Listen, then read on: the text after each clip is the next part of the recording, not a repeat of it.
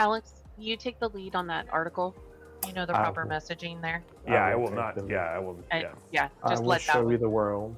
Let that one be. Oh, when do you want to unbox these? Oh yeah. Beginning. Oh, just Like so right kicking it off. Okay, got it. Yeah. Okay. Intro and then send you something Unbox. special. Okay. Sounds awesome. I got a toupee. Oh, dude, that's awesome. I got a Okay, joke. we're live, guys. So I'm going into. For some reason, the stupid mic thing is not working, but we're going in. But it says It it's doesn't matter. live. We're in. What's up, guys? Good morning. How are you guys doing? It's so good to have you guys here. We are live, and obviously you can tell we got excited because Sarah sent us. Look, where's yours, Alex? Do you have yours? Mine is right. I have mine right here. Oh like, no, I got the wrong one. Wait, now you're upside down. Okay. I got it. Is it Thursday? I've never seen that camera effect. There it is right there, guys. We got care packages from Sarah, and she's been a little nervous. Sarah's been a little nervous about us opening these, mainly because we're already insane, but pretty excited about this. So Sarah, what is the inspiration behind this? Like, the rumor is that this is attached to something that's also happening here on the show as we open it up, right? Well, there's a fun holiday happening this week, so I thought it would be really fun to send you guys a little something. I mean, we had a little Valentine's themed mod workshop on Tuesday, and you know, Okay. had to okay. send my favorite co-host a little something special. Oh, that is so sweet. I think this is the first time I've ever gotten a Valentine's gift. Really, I don't actually think I've ever gotten anything for Valentine's, which is kind of funny because it's not that I don't like the holiday. I watched a Hallmark movie yesterday in preparation and all that, and then of course I'm flying tomorrow. But this is actually really awesome. I think there's two ways to think about it. I'd love to get the chat's opinion. Are you guys like Valentine's Day, or do you call it Singles Awareness Week? I'd love to know where you kind of sit on this. But I figured we'd go to the top down and I'd do the unboxing. Alex, are you prepared on your side? I think no, hold on. Give me a second. I'm just gonna. You have this. Is our kits the same, Sarah? There we Like go. if I There's a unbox little it, bit- whatever. I figured There's it a out. little customization. Okay. So we need to do two screen here. Okay. So I'm gonna go to main here, and then we'll do. Okay. So both he and I are gonna do this together from here. So I'm gonna. Hands. Okay. Here we go. Okay. I'm gonna open it. So official. I know. I got to do it official, right? Like, this is pretty special. Okay, so opening mine up, Alex. Oh, snap. Okay. Oh! Sorry. So there's my kit right there. And I get a chippy. And then it's got a card. It says, "Be my co-op, DM me, no cap, dream setup intel." I do like the card. It says, "You plus Chippy equals perfect match. You're an upgrade. You're the upgrade I didn't know you needed. Thanks for being my tech guru. Happy Valentine's Oh my Day." So God. awesome. We got some. Look at these stickers. These stickers are awesome. Wait, you got a black Chippy? No, I didn't get a black chippy. No, Wait, there's do you have nothing wrong with do you his have colors. your green screen on?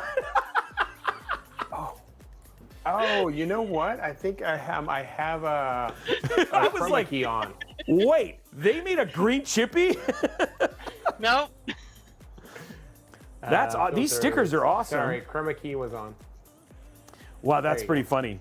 Okay, so Chippy's back here. He's gonna hang out with little Chippy. So I have little Chippy and big Chippy back here now. All right, chippy's here. Wow, look at this. We're gonna be cannibals today. Oh, dude. Yeah, I know, dude. Nerds. This is like pure. Nerds This is eating like pure nerds. powered. And these are gummy clusters. And the thing is Sarah said we have to eat all of these by the end of the show. Oh goodness, I did not. Oh, tiny conversation. Oh, okay. So this is the part that I know is customized for me because I got peanut butter M&Ms, which are my favorite. So thank you very much, Man. Sarah.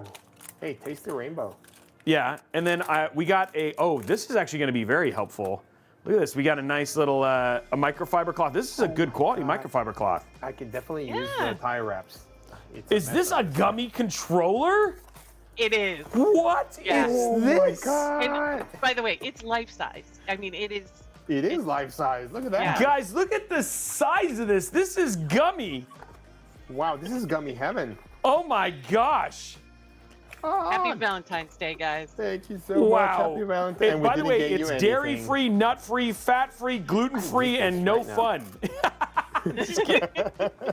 Dude, this is crazy. It's only 80 calories if you eat the whole thing, Alex, so I think you can do it. I don't know. It says 112.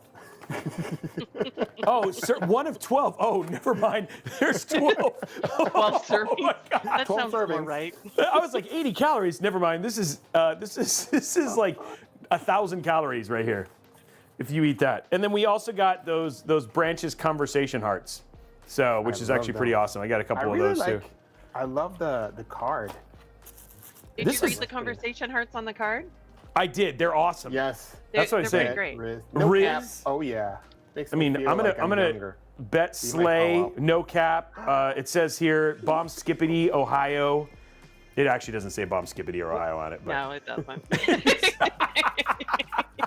these are great. Now, we have up for grabs today some community versions of something similar to this, yeah?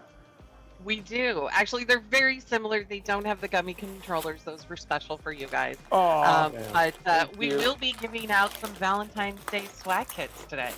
okay, so you guys can win your own version, and I would love to see, if you win, I would love to see some unboxings on social Yes. of this, because these things, come on, you gotta admit, getting things like this in the mail are super awesome, right? So Are the best. thank you very much, Sarah. This is actually really, really awesome. And I promise not to eat all the sugar, because if myself and Alex did that, this show would be off the rails.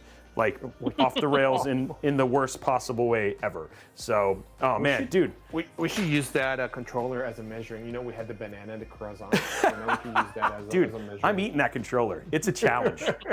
I have to eat a gummy controller. I'm totally going to eat that controller. Absolutely. There is no way. But anyway, guys, for those of you guys who are just joining us, welcome to Intel Live. This is the a couple times a month that we get together. We talk about all things gaming news. We usually show you amazing hardware. And then today we have a very special guest that is going to be talking about, who's going to be joining us with the game that we're going to be playing today, which is Eternal Strands. So really excited about this. Dude's worked on some legend games as well, but we'll let him introduce himself. So you have a lot to look forward to today. It's a jam-packed show. And the laptop we're showing today, c'est magnifique. Am I right, Alex? Yes, it's really nice. It's pretty cool. Actually, I can't wait. I'm not going to spoil it, but the laptop we're taking a look today is awesome. It has the new Intel Core Ultra 200H processors, actually the 285H. And I'm going to leave it at that because there's all the stuff that we need to cover, but it is pretty neat, and I can't wait to show it to you guys. Well, Roby and I, so it's going to be fun. We'll both enjoy it. And the other thing too is, it sounds like the other thing too is I really love it. I think one of the, especially just a little tease about the games. I think you guys are going to be really excited about this. But Alex is actually going to show a hero moment in the game too, right? So I feel like everything is coming together for a really, really great episode, powered by sugar. So it's brought to you by sugar, which is going to be super, super crazy. So pretty excited about this, and it should be a really, really fun show. But we always kick off every show with a little bit of gaming news, a little bit of an intro, and all that sort of stuff. And a game that is actually very near and dear to my heart. One that I'm hoping at some point in time we get to play here on the show. Kingdom Come Deliverance 2. Actually, I gotta say, Alex, it is like a renaissance right now for action RPG games, because we had 3 action RPGs kind of launch. Just the one that we're talking about just now, Eternal Strands, and then we had Kingdom Come Deliverance, and then of course Avowed getting ready to come out as well. But Kingdom Come Deliverance had a really, really cool milestone. Their first weekend after launch, they braked into the 50 top time concurrent players on Steam, and then I think they've sold over 1 million copies already. This game, if you haven't had a chance to go check it out and play it, really, really, really cool. It is a very, very different take on kind of your action RPG set in the medieval times, knights, but all of the kind of humor and stuff around it. Great attention to detail, really, really unique combat style with their first-person sword play and all that sort of stuff, and been really, really, really cool to see it. And you can see it's got 89.4 40% rating, and then 250,000 people who are in game, which is actually pretty cool. So, and I've seen a couple commercials. Have you seen much about this game, Alex? No, to be completely honest, I haven't seen much about this game, but it's great to see that games are, it's good to see these games do this well, and people really like them. I was kind of going through the comments. It seems like there's a lot of, like you said, there's a lot of humor in it, and they talk about Henry. I guess he's the main character, or Yep. like, the character you play. So I think it's funny. I like to see. Actually, I'm a little curious on this one to go play. I think if you really get a chance, this would be something I actually think you would like. It's just knowing you and kind of the culture and where you've kind of done. I think you would actually really, really enjoy this game if you get a chance. I know. I wish you and I had more time to play games. Let's be honest. This is probably our prime time to get to play most games, which is the sad part. But this would definitely be one that it, might just randomly. Well, I mean, unless we get to play it, but maybe someday it just randomly shows up in your Steam thing, and I make you play it like I'm making Sarah play through Final Fantasy 16. Which, how is that going, Sarah? I haven't gotten any game. Well, I was busy playing other games this week, so Okay. no more advancement just yet. Okay. So she has been playing other games though, which is actually pretty rad. So cool. Awesome. Next one. This was insane. I'm just gonna put it on mute and hit play. We'll talk about it as we see it. Alex, I don't know if you've seen this, but for those who don't know, if you look back here in the back of the studio, you'll actually see over there in the corner this Civilization build that we did for Mod Workshop, which came out great. That's currently that winners that giveaway is still currently happening and all that sort of stuff. And that was done by Blue Horse Studios. But lo and behold, that wasn't the only one done by Blue Horse Studios for Civilization. And I'm just going to hit play on this. Alex, have you seen this mod? No, I haven't seen it. Sarah kind of give me a, how do you call that? A preview of it, as in, well, she talked about it, but I haven't seen it finalized. So It's I amazing. can't wait to see it. I got to see this up close and personal, and it is incredible. And yeah, and everything that he let's just say he has not peaked. Every time you think like you've seen some of his other builds, you're like, this has got to be the best. This has got to be the best. Which, funny enough, the person who we're talking to today worked on Civ 2. I don't know if you saw that, Sarah, but this is the mod that he did for Civilization 7. And you're seeing a little bit of the Civ 7 gameplay and all that sort of stuff in here. But here, very shortly, and you saw a little bit of a sneak peek there of the system itself. But he's talking a little bit about the building of it. But this is actually a PC that he made, and now you're seeing a little bit of his work on it. But dude, crazy! Oh my God, look at the woodwork. I know. Wow.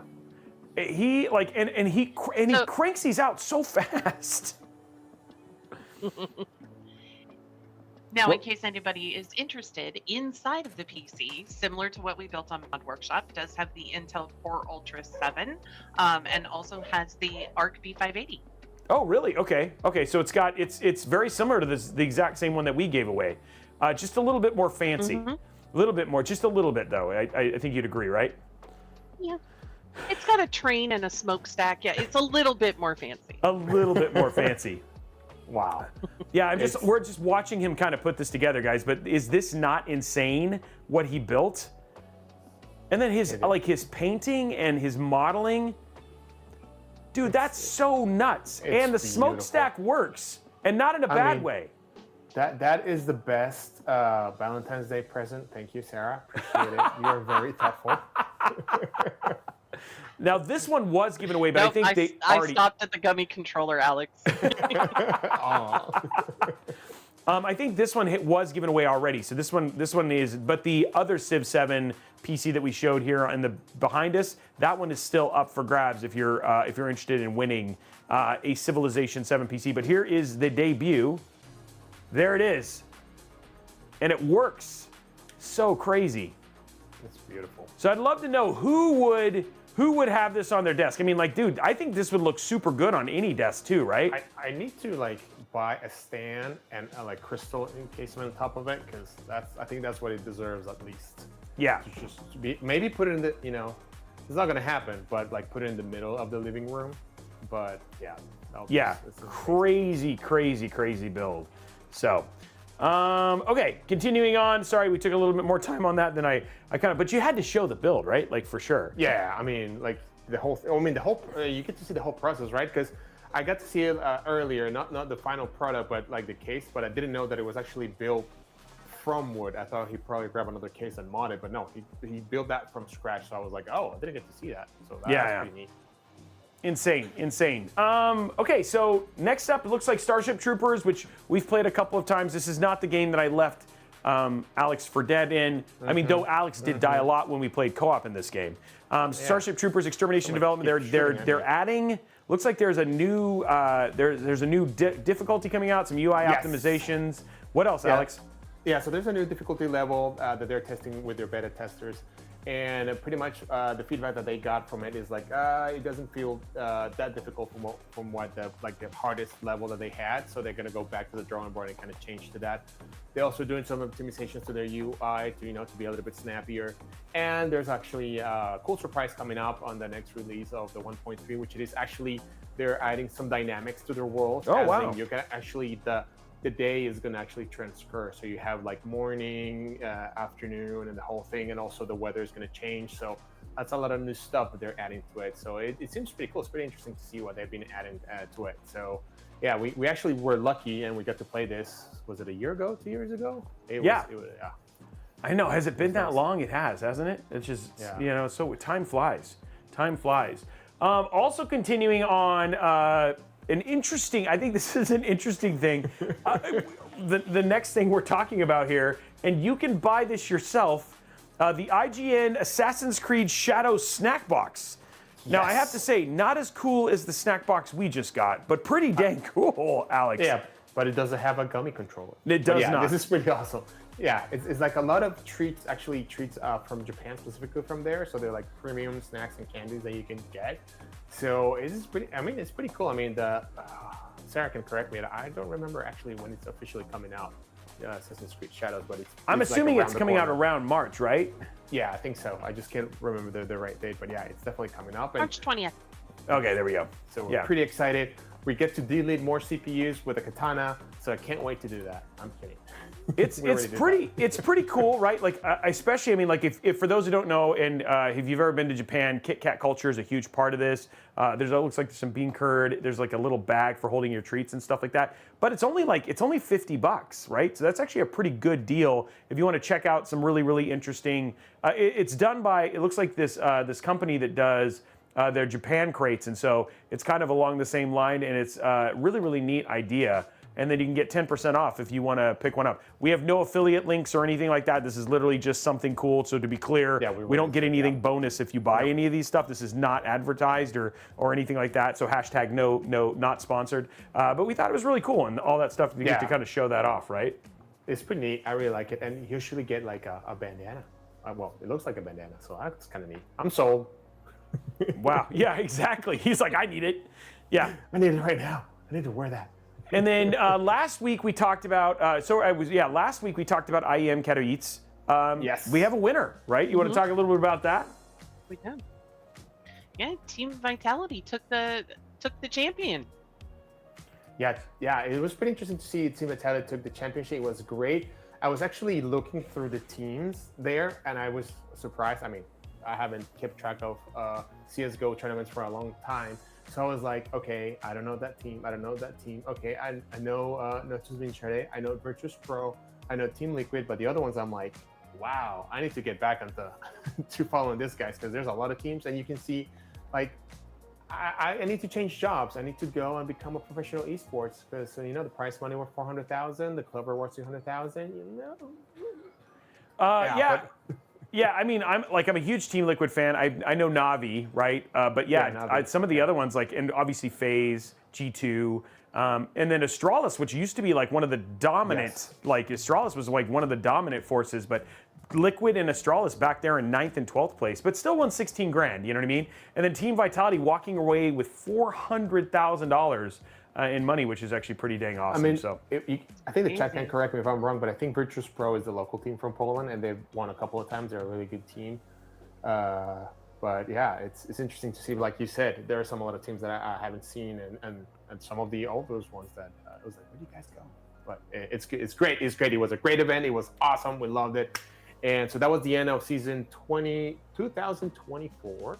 2025, because I think I put my foot in my mouth last time I said that. You said 2004, 2005, so yes, but so the kickoff of the next season starts in April. Oh in wow! Melbourne, Australia. So yeah, that's around the corner. So get you guys your team.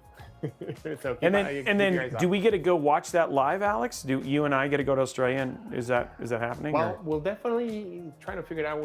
You and I can watch one live. I don't know if it's going to be in Australia, but we need to figure that one out because it would be pretty cool to be there and see that. Yeah, that would be pretty cool. Well, cool. Congratulations to Team Vitality for winning. And then, it's starting right back up in just a couple months, which is actually pretty crazy.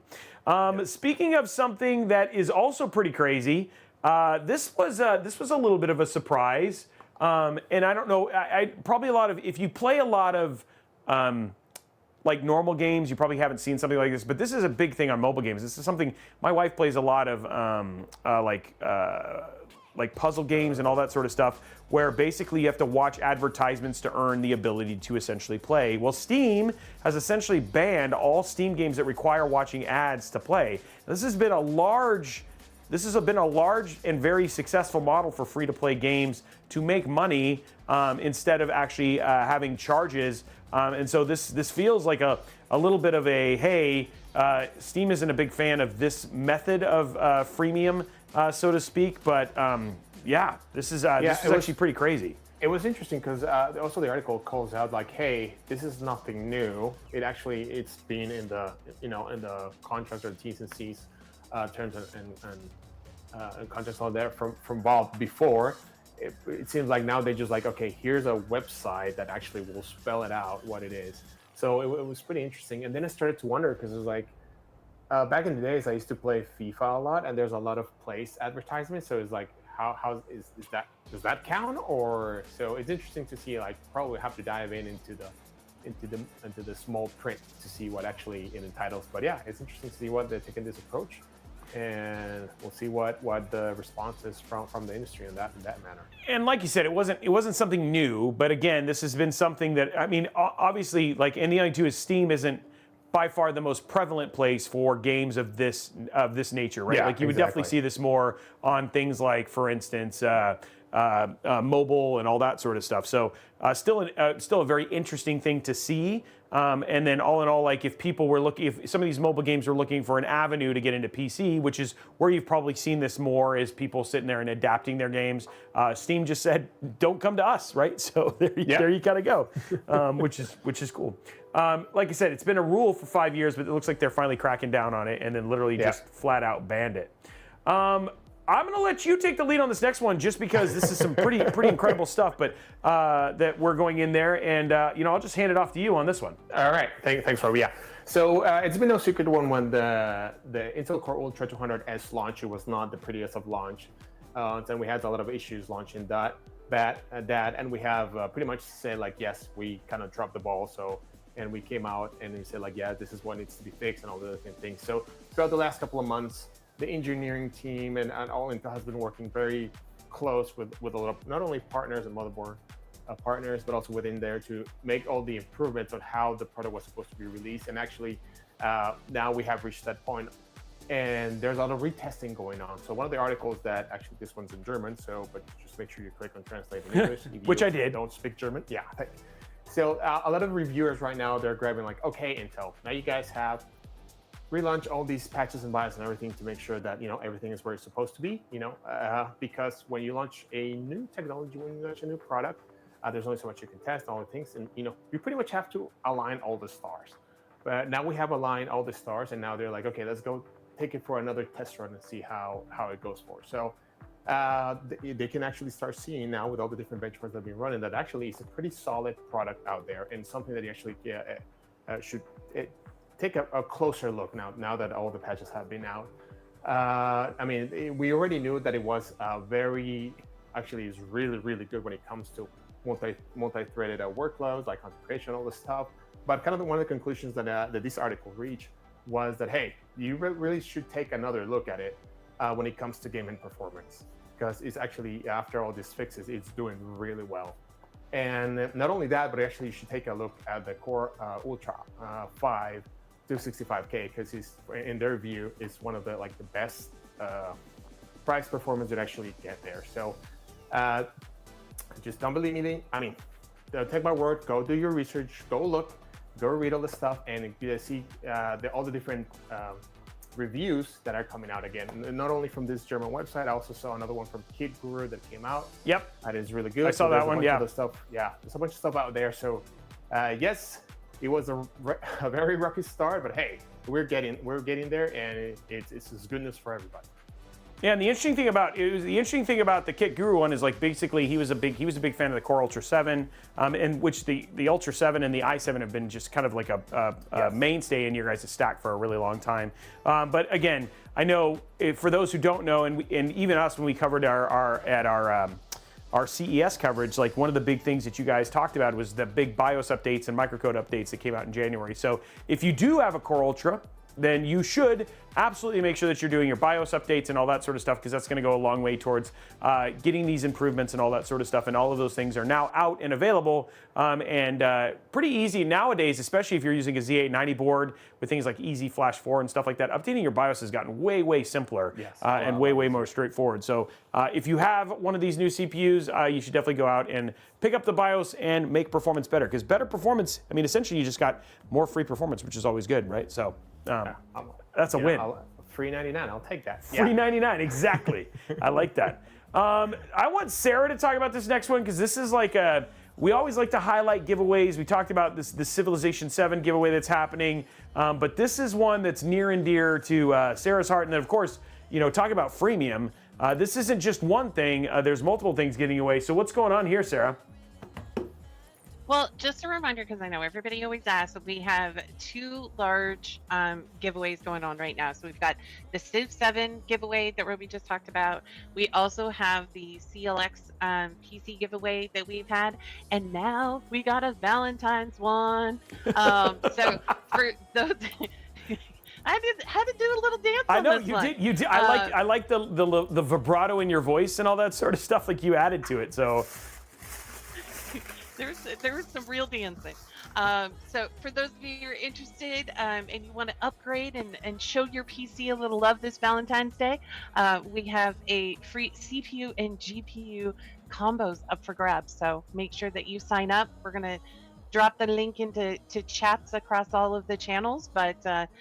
Evidently, this is my favorite holiday, I guess, this week. So, you seem to be really into Valentine's Day. Today. I mean, like you have been like, don't get me wrong, like Christmas and stuff was epic, but I gotta say, like, there's a lot of love around Valentine's Day between the mod workshop, this giveaway, the epic gummy controller. I mean, like, I feel like if we were saying right now, can you feel the love tonight? I think Alex, you would agree, right? Can you feel it? Yeah. Yes, I can feel the love tonight. You know why? Why?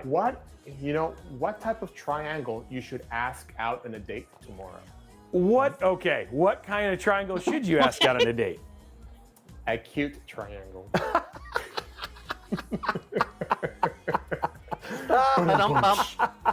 That was a good one. That was insert dad joke. Okay. That was a good Valentine's Day dad joke. Yeah, I mean, we got the karaoke, we got the dad joke, so we're just going down the list. Oh man, I'm sure. Nice. This one is because this has Sarah's stamp in it and it's Sarah and all that sort of stuff. What did the stamp say to the envelope on Valentine's Day? I'm stuck on you. Aww. That is cute. That is a there cute we one. go. I like that one. Even thematically on point and all that sort of stuff. Okay. Speaking of on point, the right thing for us to get on point about is to talk about this really epic laptop that we're going to be showing you guys in just a few seconds. The ASUS Zenbook DUO laptop. These are the first of the new Arrow Lake H laptops that we're going to be debuting here on Intel Live. And this one is pretty magnificent. Wouldn't you agree, Alex? Yes, it's actually, I really like it for the reason that it has, and I keep looking this way because it's down here, so sorry.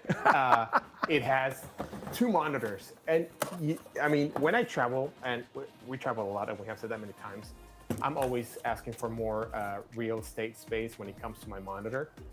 And when I'm traveling, because I'm used to having big monitors. So this one provides that, and it's awesome. I really like it. So it's like, Robbie, please go before I still. Okay. So this one's amazing, and we're gonna talk a little bit about it. So right now, the one that we're gonna highlight today, which I'm really excited about, is the ASUS Zenbook DUO laptop.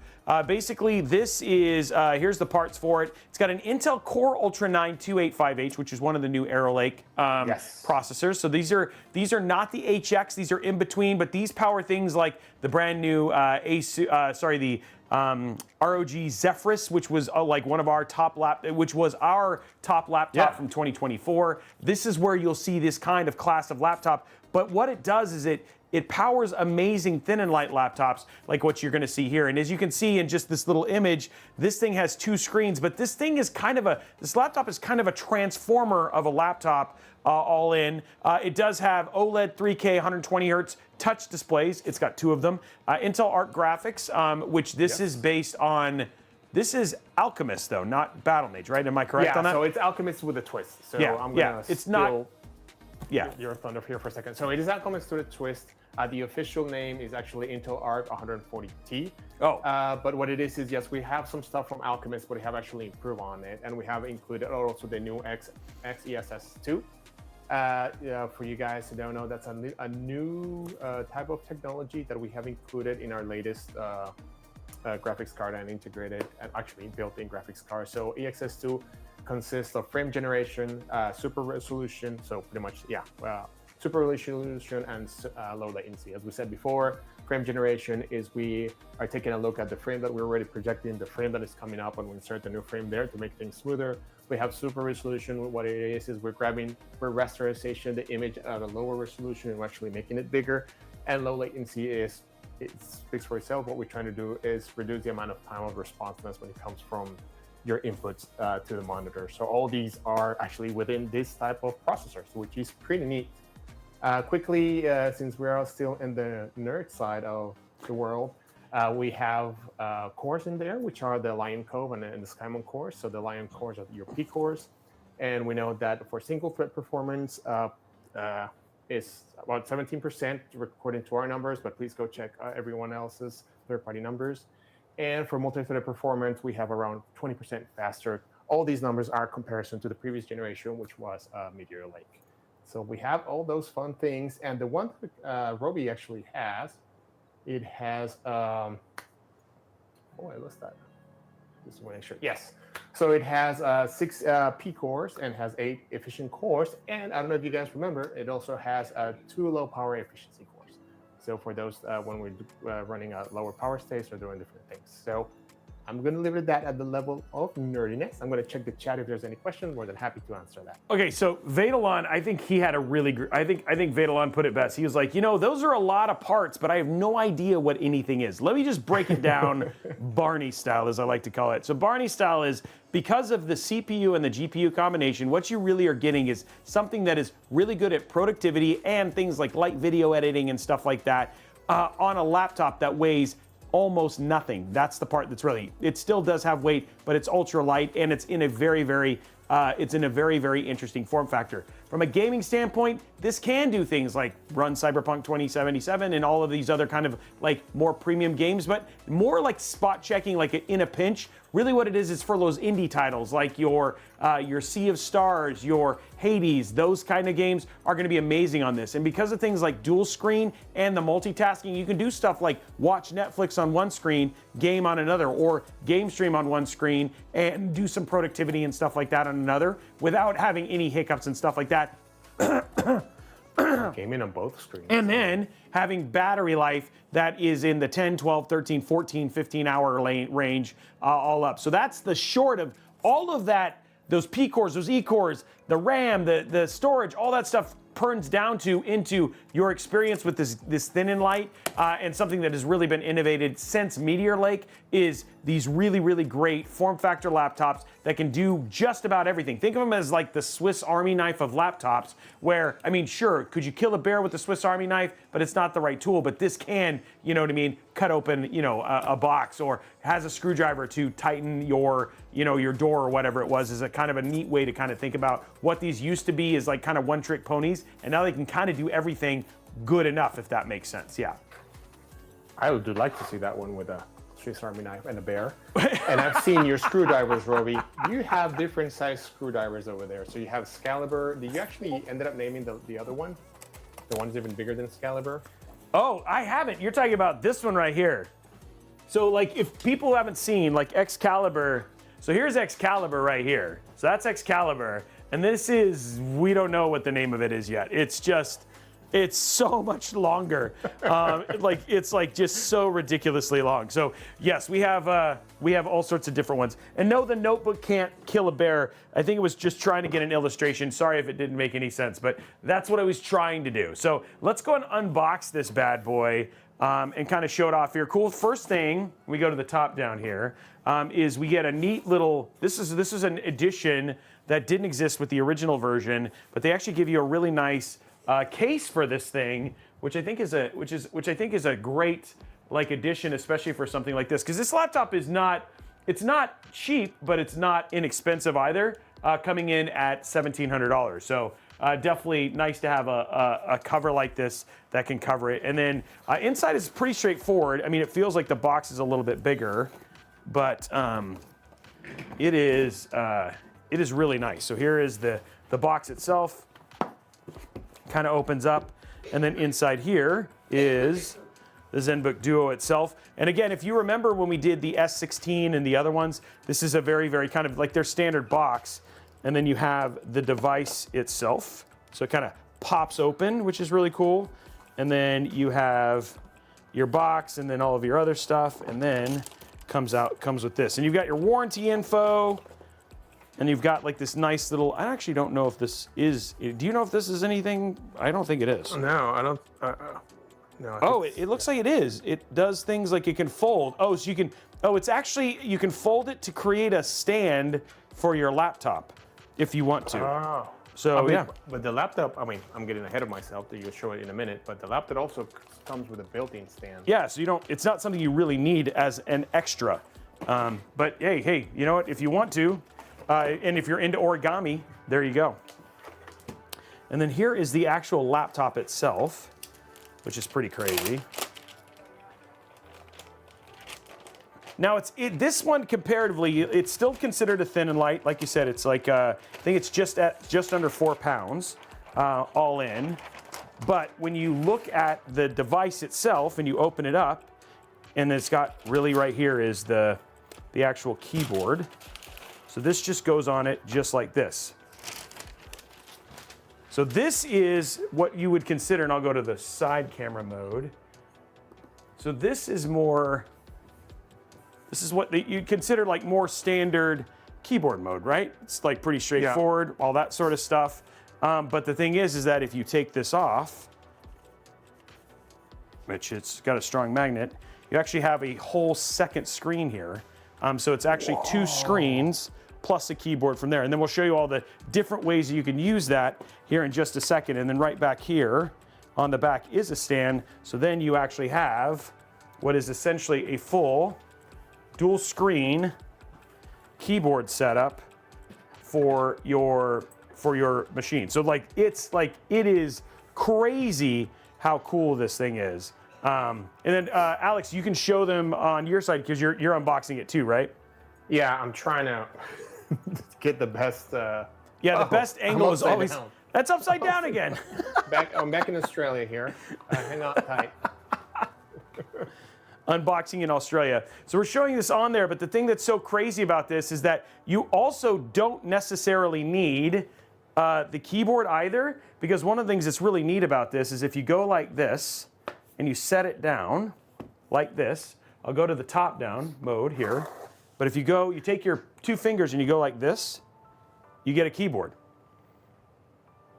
Yeah. So then you can just type just like this, so you don't necessarily need to have a keyboard as well. And then, like I said, you can just take this keyboard if you want and just pop it up here, and then it just becomes a regular keyboard too. So it just connects via magnets, which is actually pretty crazy.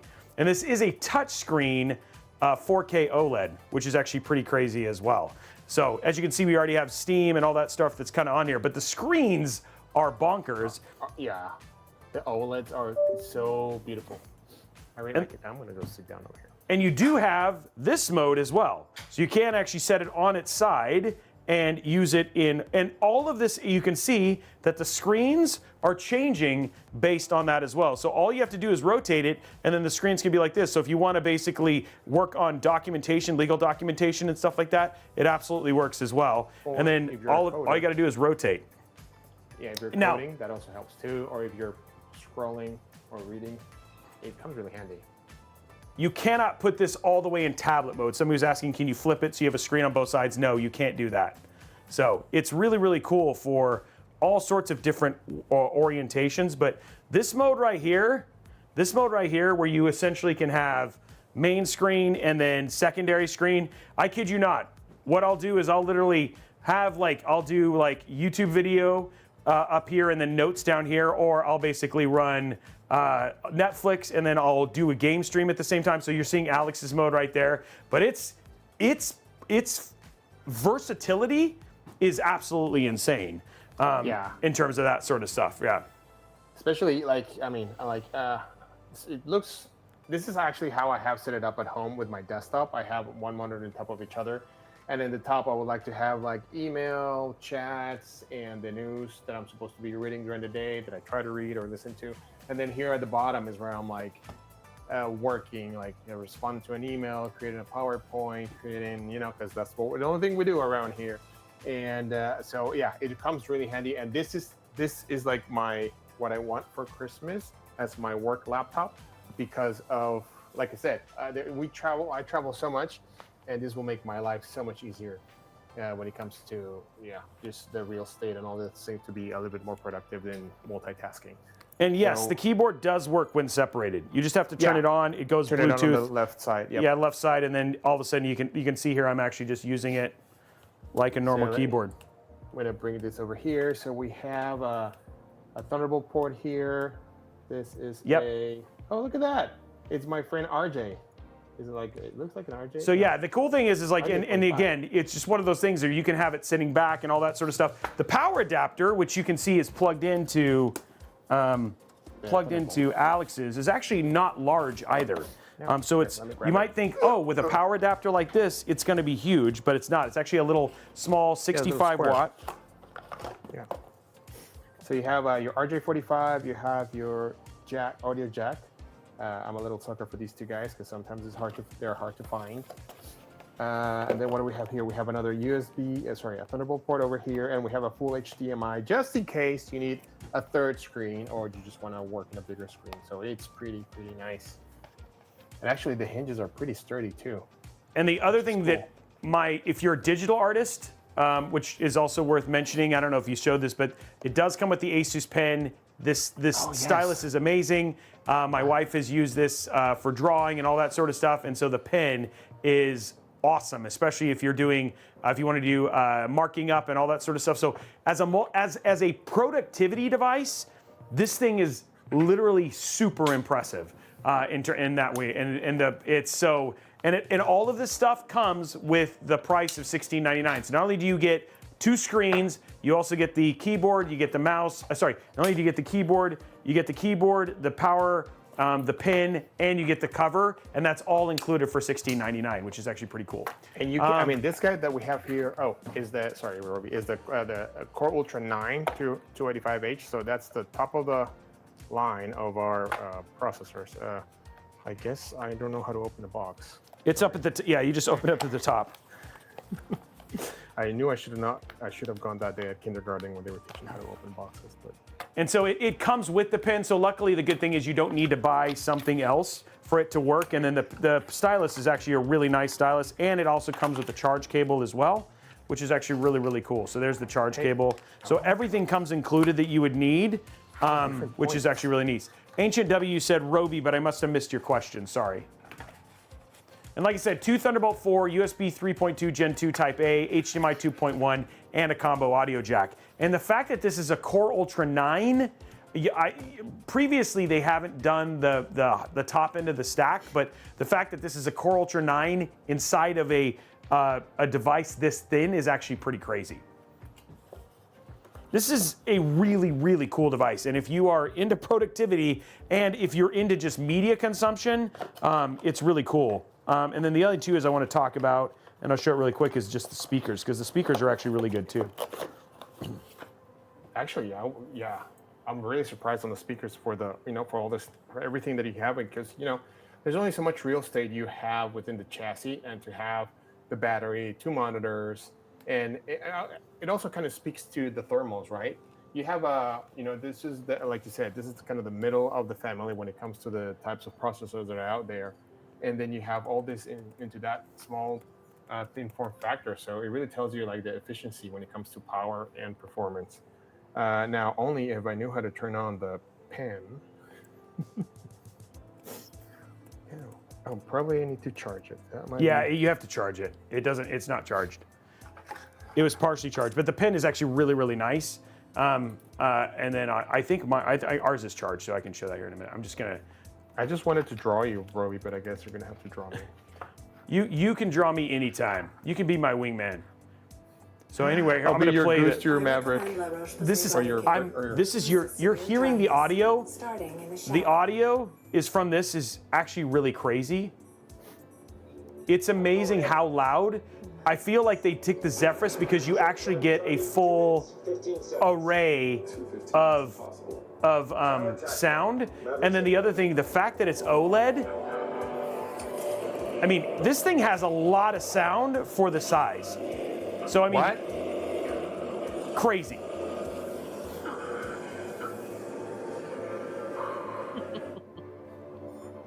Sorry, I'm geeking out because of how crazy this is. And the only last thing is Intel Evo, which means you get up to 3 hours on a 15-minute charge. You get all of the easy connectivity stuff. It's got all of the guaranteed stuff, instant on. All that stuff is all built because it's also Intel Evo certified as well. Yes. What are we missing? Let's see what we're going over. It's just so cool. Yeah, I forgot we were in the show, and I was like, I want to go do some other stuff. Yeah, you're like, I just want to go watch a movie right now. And then all you got to do is just put it like this, and then as the keyboard is sitting on the device does actually charge the keyboard. So there's a competitor device, the YogaBook 9i, which we've shown on the show as well. The couple things that are very different about this is that things like the keyboard, this is a full the keyboard fully replaces the top. It has all the same features, and then at the same time, the keyboard is charged by the device. So you don't have to plug it in separately, which is actually pretty crazy. And you get the full larger touchpad and all that sort of stuff. But for its overall, it's just under 4 pounds. And then at the same time, you're getting the full power of a Core Ultra 9, which is pretty crazy. The GPU is it's actually Alchemist Plus. It has a more specific name that Alex said that I will not remember. But the ARC 140T. The 140T. Yeah, that just it rolls off the tongue. But exactly. I'm surprised you didn't remember that. Come on, man. But the thing to remember about it is that for games like Hades, for games like for any of your indie titles, Sea of Stars, stuff like that, no problem whatsoever. And it will still play games like Assassin's Creed and those that they're closer to 30 to 35 frames per second with XeSS. And that is, we've even seen things like on Forza Horizon where we actually tried ray tracing on medium because we're finishing our review for that. And this was actually able to do that with XeSS because of the power of XeSS and FrameGen. So it can do AAA. Is it made for it? No. But what it really is it's a device that can do everything well, and it does some things really, really, really awesomely, like productivity and things like that as well. Digital art, video editing, that sort of thing, you get quite a bonus for such a small device. It's $1,600, which is actually pretty crazy. Yeah. And like Roby said, the ARC has the accelerators for all that machine learning tools that are coming out, and then also we have the other accelerator, which is called the NPU, which is also there. So for all these new, I know we have been, we said a lot about AI, but all these things are coming out, and the hardware's there, the hardware's ready to take advantages of that, whatever is coming out that is next. So from machine learning to new large language models to cats in the sky with wings. To cats in the sky. And here you guys can see it up. Like I said, you can see it up on Amazon now. They are available. $16.99 right now. They deliver near the end of February. Like I said, 14-inch. It's got a 3K 120 hertz, so it's not quite. It's better than 1440p. Intel Evo certified. Core Ultra 92850H, 1 terabyte NVMe SSD. Windows 11. It's got and it has both the keyboard, the stylus, and the dual screen all included in the box, as well as a 65-watt charger. So yeah, very, very cool. Any questions that you guys see? If not, we're going to start moving on. Any questions? But if not, we got a very, very special guest that we're going to be bringing on the show here very, very soon. But I want to make sure that we cover what you guys want to know about the laptop before we move on. So feels like most people are like, it was pretty epic, and people are winning stuff too at the same time. Did Electric Yoshi win the swag kit? I can't think of a better just won person. the Valentine's kit, yeah. Oh man, I can't think of a better person for that. Electric Yoshi is the man. Custom Chippy had to go to Electric Yoshi for sure. Yeah, for sure, for sure. Okay, well guys, let's get our guest on and get him prepared. We have somebody very, very awesome joining us today, guys.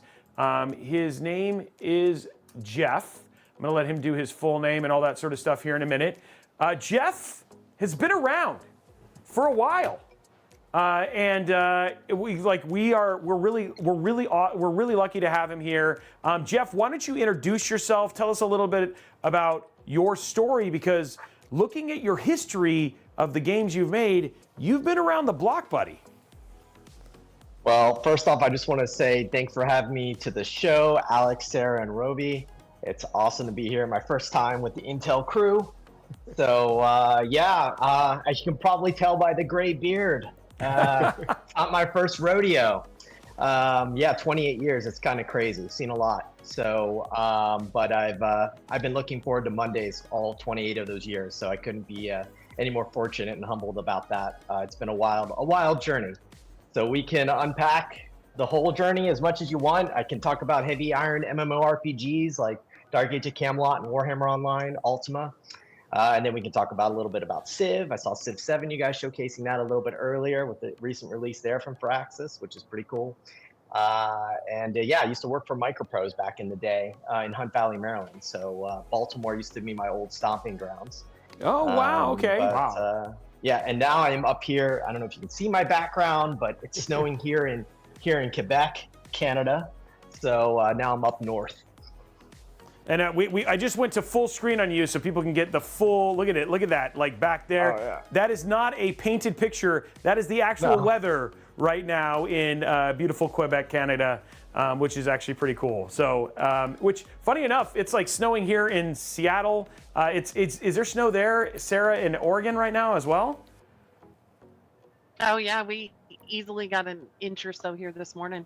So you're not That's as isolated right now, Sorry, Jeff, as you think you are with the snow. we all got it. We're sick of the white stuff. In fact, I'm leaving tomorrow to get away from it for a little while. Awesome. Microprose, man, that was like, those were my flight sim days. Games like F-117 and all those other ones, right? So like that M1 tank, gunship. Yeah. I was a big Microprose fan long before I worked there. That's where I got my first internship there back in '97, just freshman, right out of my freshman year in college. And I had no idea they were just 20 minutes north of my campus. So I got super lucky there, and it was a blast. Okay, and you, it's funny, you and I have kind of been similar in terms of our history as a game, because I started off in QA and then went to production, ran a studio, did design, and then literally just used to run usability and all that sort of stuff there. I see senior producer, world artist, design, and then even COO. So you've actually you're like a jack of all trades. They can plug you in anywhere and you're ready to go, huh? Yeah. You know, our industry is always changing. So, I started off, my major in college was illustration. So I had a fine arts major. And then I got into the industry kind of as a 3D modeler, environment artist. Did that for a while, eventually landed at Electronic Arts, was an art director there for a while. and then made the switch to producer, and then eventually joined Ubisoft to work on the Assassin's Creed franchise as a producer. Did that for about 6 years, and then decided it was about time to kind of do my own thing, and found a great group of people to start off the company, yellowBrick Games. Back in 2020, we were 8 people. Today we're about 60. We just shipped our first game, Eternal Strands, which I'm excited we're gonna showcase a little bit here. And yeah, we've been living on cloud 9 since the last 2 weeks with finally seeing that game out in the public. So tell us a little bit about Eternal Strands, because as somebody who, we're all gamers, we've played a lot of games. There are a lot of, feels like big game inspirations here. Tell us a little bit about the one when you went in and you pitched to publishers and all that sort of stuff and said, this is the game. What was that one-liner, your key pitch for the whole thing? Yeah, for sure. I think the one-liner was, "The world is your weapon." So for us, there's a lot of veterans on the team, who've been around 15 plus years or so, 20 plus years. So we knew we were very comfortable doing like third-person action adventure games.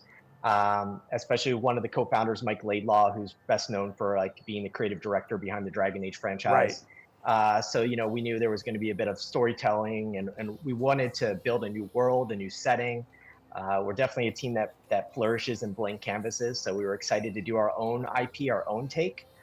And I think the big thing for us when it came down to the gameplay is we really wanted to take a step back in terms of how can physics, the ability to play with thermodynamics, temperature, telekinetic powers, what can this bring to kind of an action adventure game in terms of a combat focus?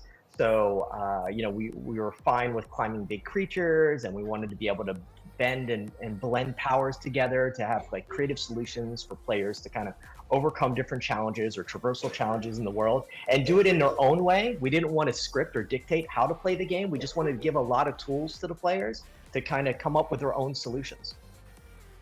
Okay. And then I see some answer. I see some Shadow of the Colossus in there. I definitely see some of the more modern Zelda with like the telekinetic, like how the telekinetic system works. You definitely see that melee combat, the Dragon Age and that like action RPG element. When did you feel like you kind of nailed the feeling for the game? Like when did you feel like you had that moment that's like, yeah, we got something, and let's make it happen? It kind of came in pieces. I think early on, within the first couple of months, I think we stood up something that we felt we could deliver on the climbing mechanics, and our big creatures in the game, our arcs, they're fully dynamic in terms of how they're animated. It's all driven by kind of motors in terms of how they move. You could be climbing on a surface and the arc could try to punch you, and it's going to aim to where you're climbing at, or if it kind of does a ground pound and it hits the ground, you can like freeze its limbs to the ground. So everything's very dynamic. And this is one of the first things we kind of stood up. Purposely, we went after the most challenging problems early, because that's the whole part of conception, is like fail fast.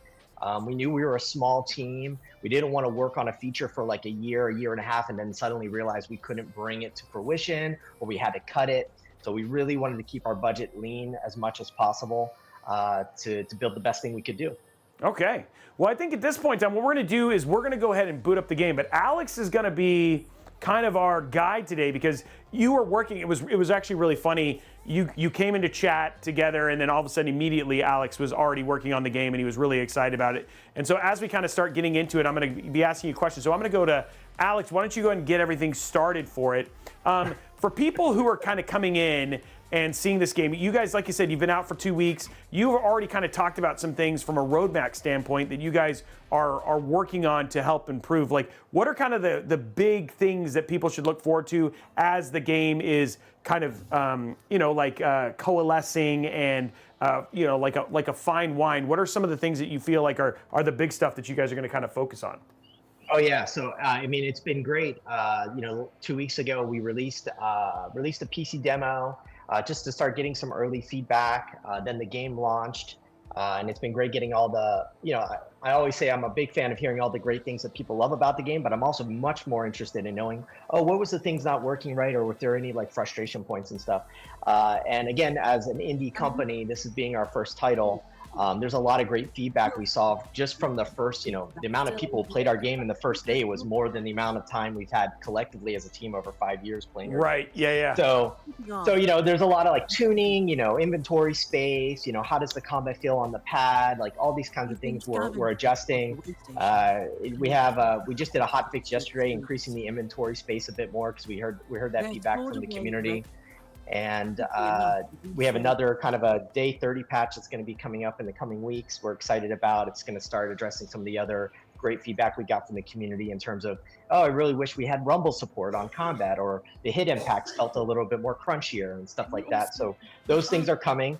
And then beyond that, we actually we made an announcement back in December when we announced the release date. We actually have a pretty cool spring update that we're doing a collab with Square Enix, our friends over at Creative Studio 3. Okay. So people behind Final Fantasy 16, you were talking to Sarah about that earlier, as well as Final Fantasy 14. So we're working with one of their lead concept artists, Mogi-san, and he designed one new epic for our game, along with some new armor and weapons for Bryn, our main protagonist. Oh, wow. Okay. Which is pretty cool because we went back and forth, like, should we just bring a Final Fantasy IP character into the universe of Eternal Strands? And actually sitting down with them, and when they saw our gameplay, they were just like, can we just make something new for you guys we're inspired by these mechanics, which is super cool. So we're super pumped about that. And the team's hard at working on that actually while we're talking right now. And that content is coming. And then on top of with that spring update, there's other things we're going to be tuning based on all the feedback we've been getting from players. So really excited about the updates coming in the coming months. And I feel like that's such an important thing, right? Like, I think a lot of times, and you're seeing good responses from within chat already, where people are like, I like hearing that companies are listening. And I feel like that's such an important cycle of game development. Is this game gets out there, and like you said, you guys are only 60 people, and like in the first probably, I don't know, day, they have played more hours as a community than you can as your entire team, right? No matter how big your QA team and all that sort of stuff is. So the thing is, there's so much you want to learn, and you guys literally, the one thing is you guys are saying we're not perfect. We're giving you our vision, but for the most part, like, this game will be crafted with the community over time. Yeah. Yeah, absolutely. Yeah. We're learning so much. We made. We knew we weren't going to be perfect when we shipped it, but it's been great getting the feedback and knowing that we can actually adjust to some of those changes. So we'll keep listening to the players. This was absolutely a huge passion project for all of us. It's the first time I can say, especially being in this industry for so long, when you work for bigger companies, I mean, there's a lot of benefits to that, but again, this was our own game. Like, everything that we built, all the decisions we made based upon our reality in terms of our budget, our team size, and our skill sets. And we couldn't be more prouder of what we've done, and excited for where it's going to go in the future. And guys, this is Eternal Strands. So Alex is currently, Alex, what are you working on? Do you need some help? Like, do you need some guidance? Actually, we should give a preview, because I'm 2 hours into the game. So I think you guys, you and Jeff, should pretty much give a little bit of background of how we got here, what's going on. Oh, okay. Well, do you want to give him the backstory, Jeff? Yeah. I can do the quick elevator backstory. So in our game, you play as Bryn, who's on the left side of the screen here. I guess Alex is controlling, and she's basically a kind of our fearless warrior. She's a treasure hunter at heart, and she basically takes the role of point for her Weaver band. So as Alex mentioned, he's about maybe 2 hours into the game right now. So they've already set up their base camp, just getting their adventure going. But the way the game starts off is there's been kind of, about 40, 50 years ago, there was this big magical explosion that took place at the city called the Enclave. This city suddenly kind of set a huge magical dome around itself and sealed its way from the rest of society. And no one's been able to enter the Enclave to see what happened. So basically, as Bryn, along with your Weaver band, you basically find a way into the Enclave, which Alex has already passed that point. And you settle here at this base camp, and you're starting to kind of unravel the mysteries of what happened here. And I won't say more than that as you play through the game. you'll experience that. The way the world is kind of structured, it's not a big open world game. It's what we like to call open zone.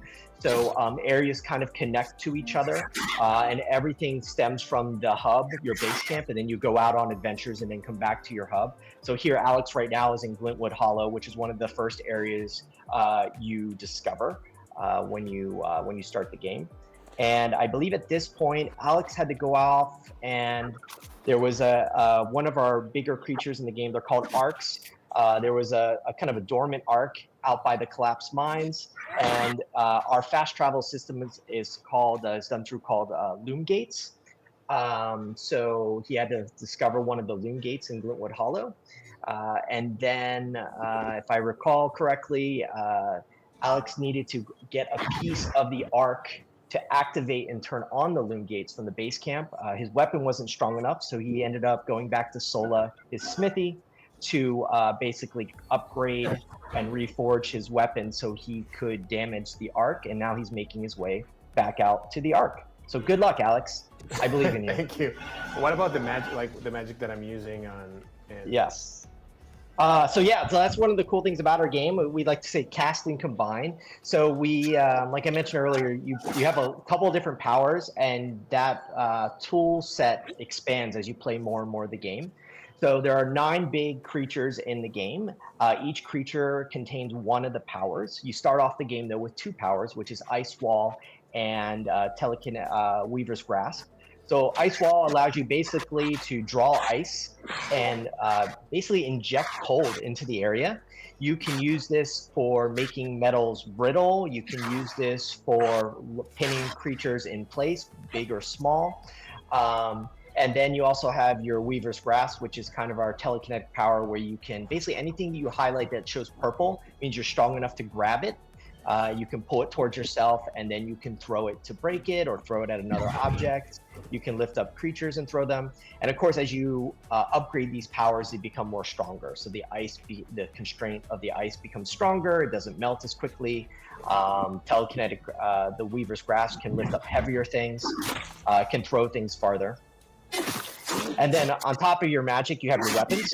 So we have 3 different types of weapons in the game that you unlock over time. We have a sword and shield, which Alex has right now. So basically, it's your pretty, your typical meat and potatoes weapon, I would say, in an action adventure game. What's great about the sword and the shield, even though the strikes are pretty quick, you have the shield to parry or to block. Then you have a 2-hander, which I don't think Alex has found yet. No, not yet. He'll Not yet. He'll eventually find schematics for that weapon to build a 2-hander. So you can imagine, it hits really hard, a little bit slower, but you gain your damage output is a lot higher.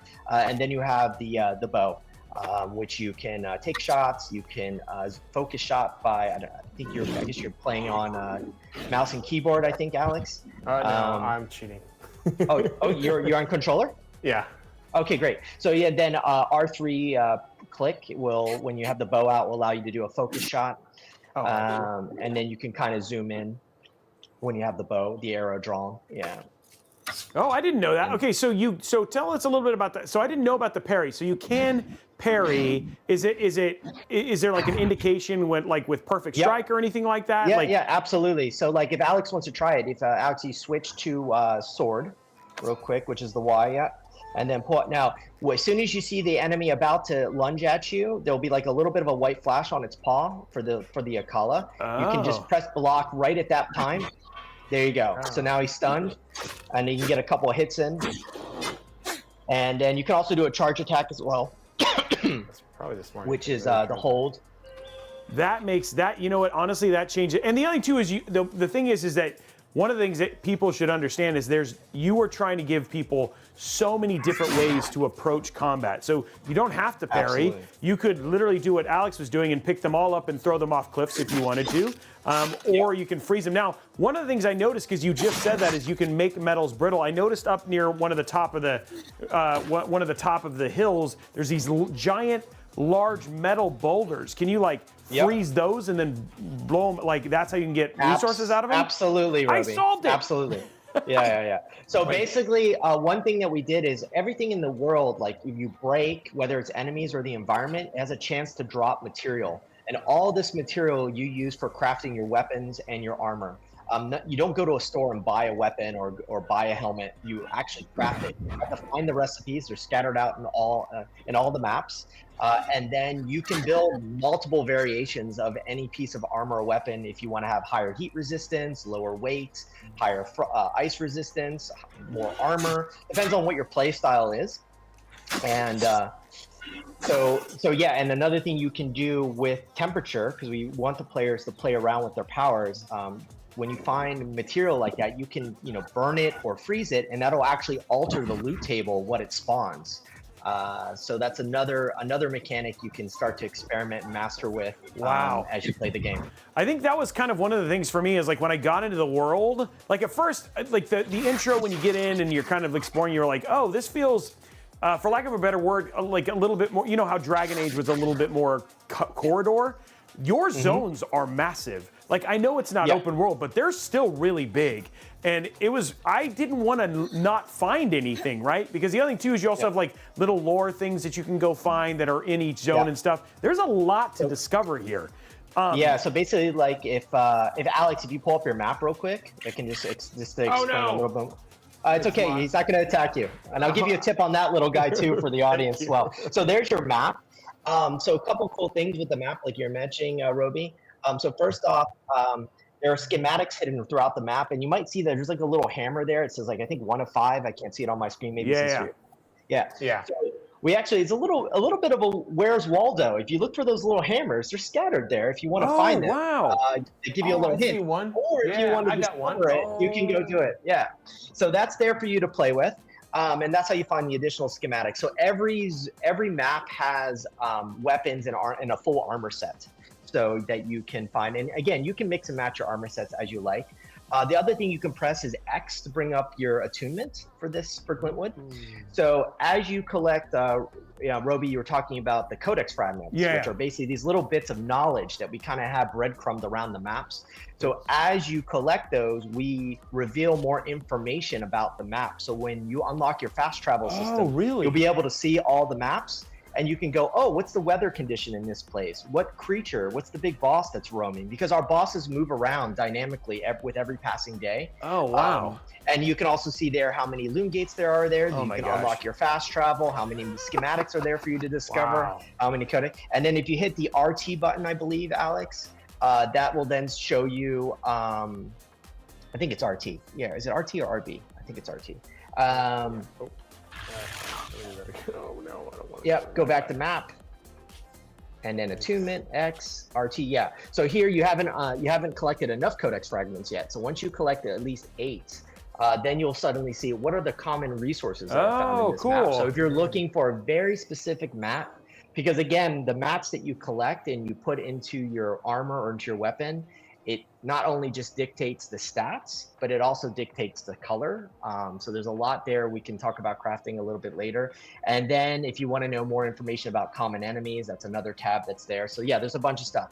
So Alex, before you unpause, because I know your favorite little minion friend is next to you, which is the chameleon. So basically chameleons are, they're very squishy enemies actually, but the challenge with them is they have a bit of a cloaking mechanism on them. So when you your first tip to know that they're nearby is there's a kind of an audio cue. There's a little bit of a shimmer on them so you can see them. But the trick with them to decloak them is just to apply either cold or heat to them, and that reveals them, and then they take like triple the amount of damage. So up to you how you handle that. You have your ice wall, you can try to pin it or... Okay, so it already, And then you can parry, you can do all the other stuff. You can try to lift it up. There you go. Oh! There you go. You got him. You are my BFF now, thank you. What? And another little trick too, real quick, Alex. So like, go ahead and cast just a little ice in front of you or around you. Just like paint a little ice on the ground, just to show everyone. Okay, so let's say you have nothing to throw. You can switch to your telekinetic, your Weaver's Grasp. Your Weaver's Grasp power, the one there, And now you can select the ice and pick it up as ammunition and throw it at enemies. What?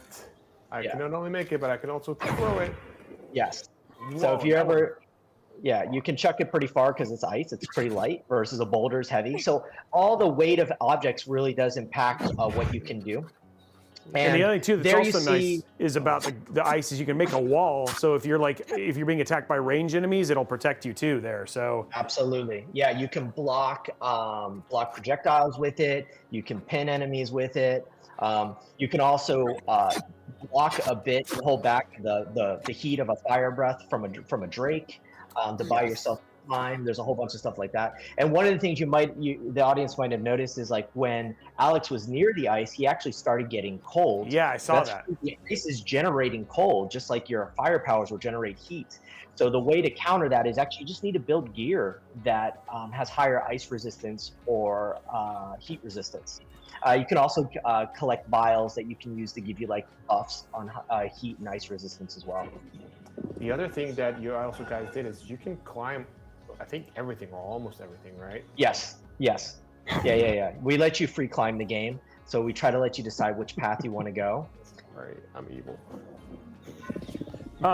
Yeah, and then, okay, so let me ask you this. As somebody who is a completionist and starts wanting to discover, when you think about just starting this game, like, you know, because sometimes people can feel overwhelmed, what would be kind of some of the top tips you would give them when they're starting out, right? Is it better to like progress to a certain point? Like, I know it's anybody can play, but if for people who kind of want to get in and kind of feel like they have some guidance, what would be like your top 5 tips?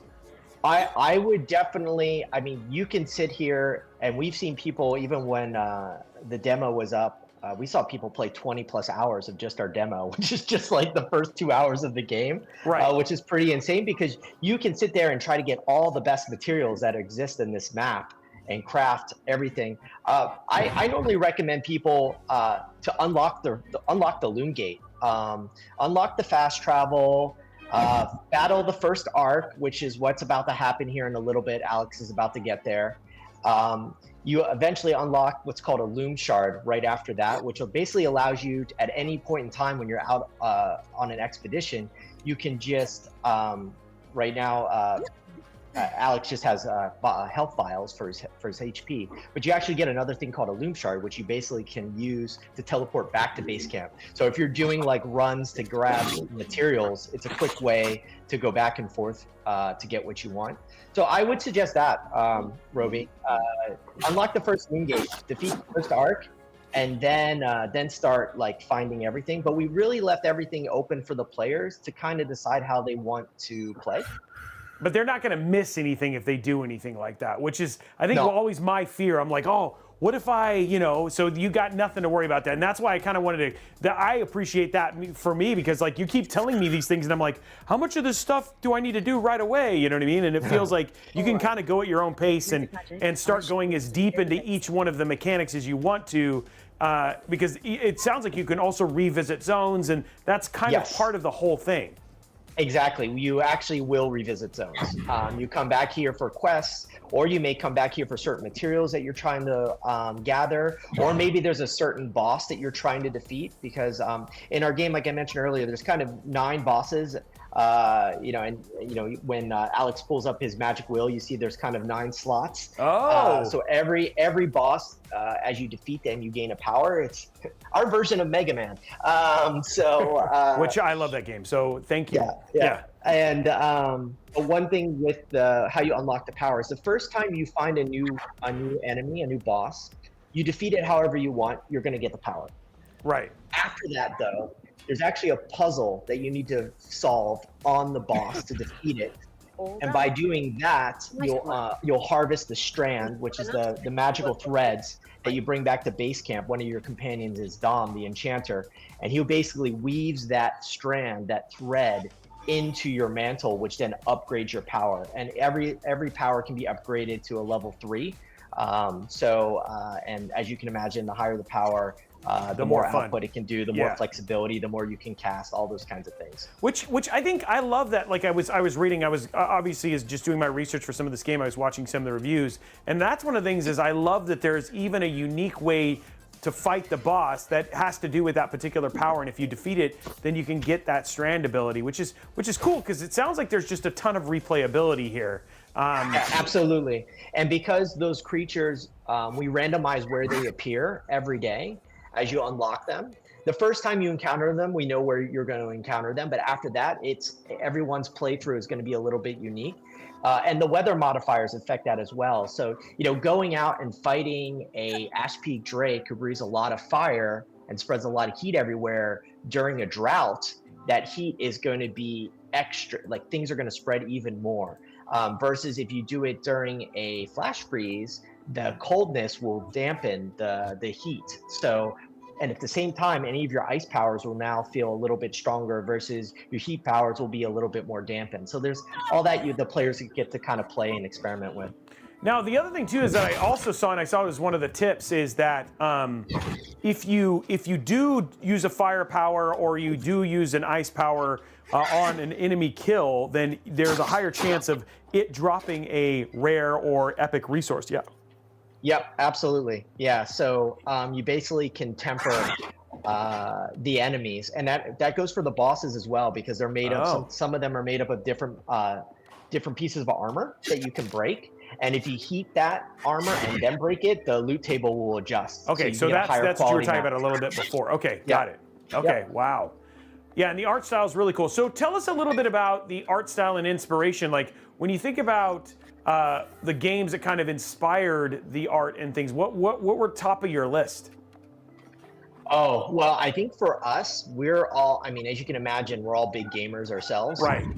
And a lot of the pedigree of the team has been comes from a AAA background. Right. We worked on Baldur's Gate 3, the Assassin's Creed franchise, various different, Apex, a lot of different things.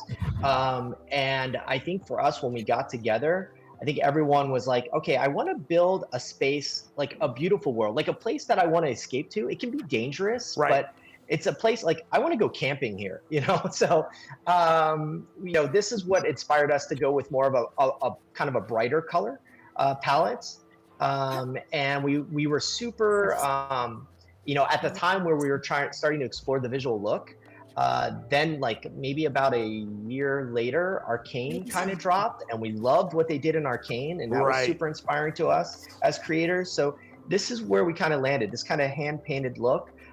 But we really wanted to make sure the detail was there. And the other thing that really drove us to go with this look more than maybe a very high fidelity look was we wanted to make sure the readability of your powers and the impact that's having on the world was very clear to the player. So it's very clear to see, okay, this is hot, this is cold. I can pick this up. So that was another driver how we settled at the look that you're seeing right now. Okay, I'm seeing there's the big dude right there. Yep. Alex is about to get a skill check. Okay, so any tips going into this show? We'll catch you guys next week. Bye. With a stronger sword, hopefully the carapace will. Here we go, Alex. So Alex, the good thing is that you've got a little Jiminy Cricket on your shoulder who can help you as you kind of figure some stuff out, buddy. You got skill check plus guest. You can phone a friend. I definitely found phoning a friend. Well, you don't You'll need to swing harder to cut through armor that thick. Swing harder. Yes, we have this thing called the scribe back at base camp. So your companions are basically hovered around it, watching you, like with a bird's eye view. So that's how they're able to comment to you through your earpiece. Good luck, Alex. Yeah, you got this, buddy. You got this. The carapace is going to be trickier than we thought. I think I woke him up. Hey, you having a nap? So Sorry, was buddy. was this when you guys fundamentally thought about this game? Was this kind of like Shadow of Colossus, these big bosses? Was this a core concept? Or Yeah, is this something absolutely. you kind of stumbled upon?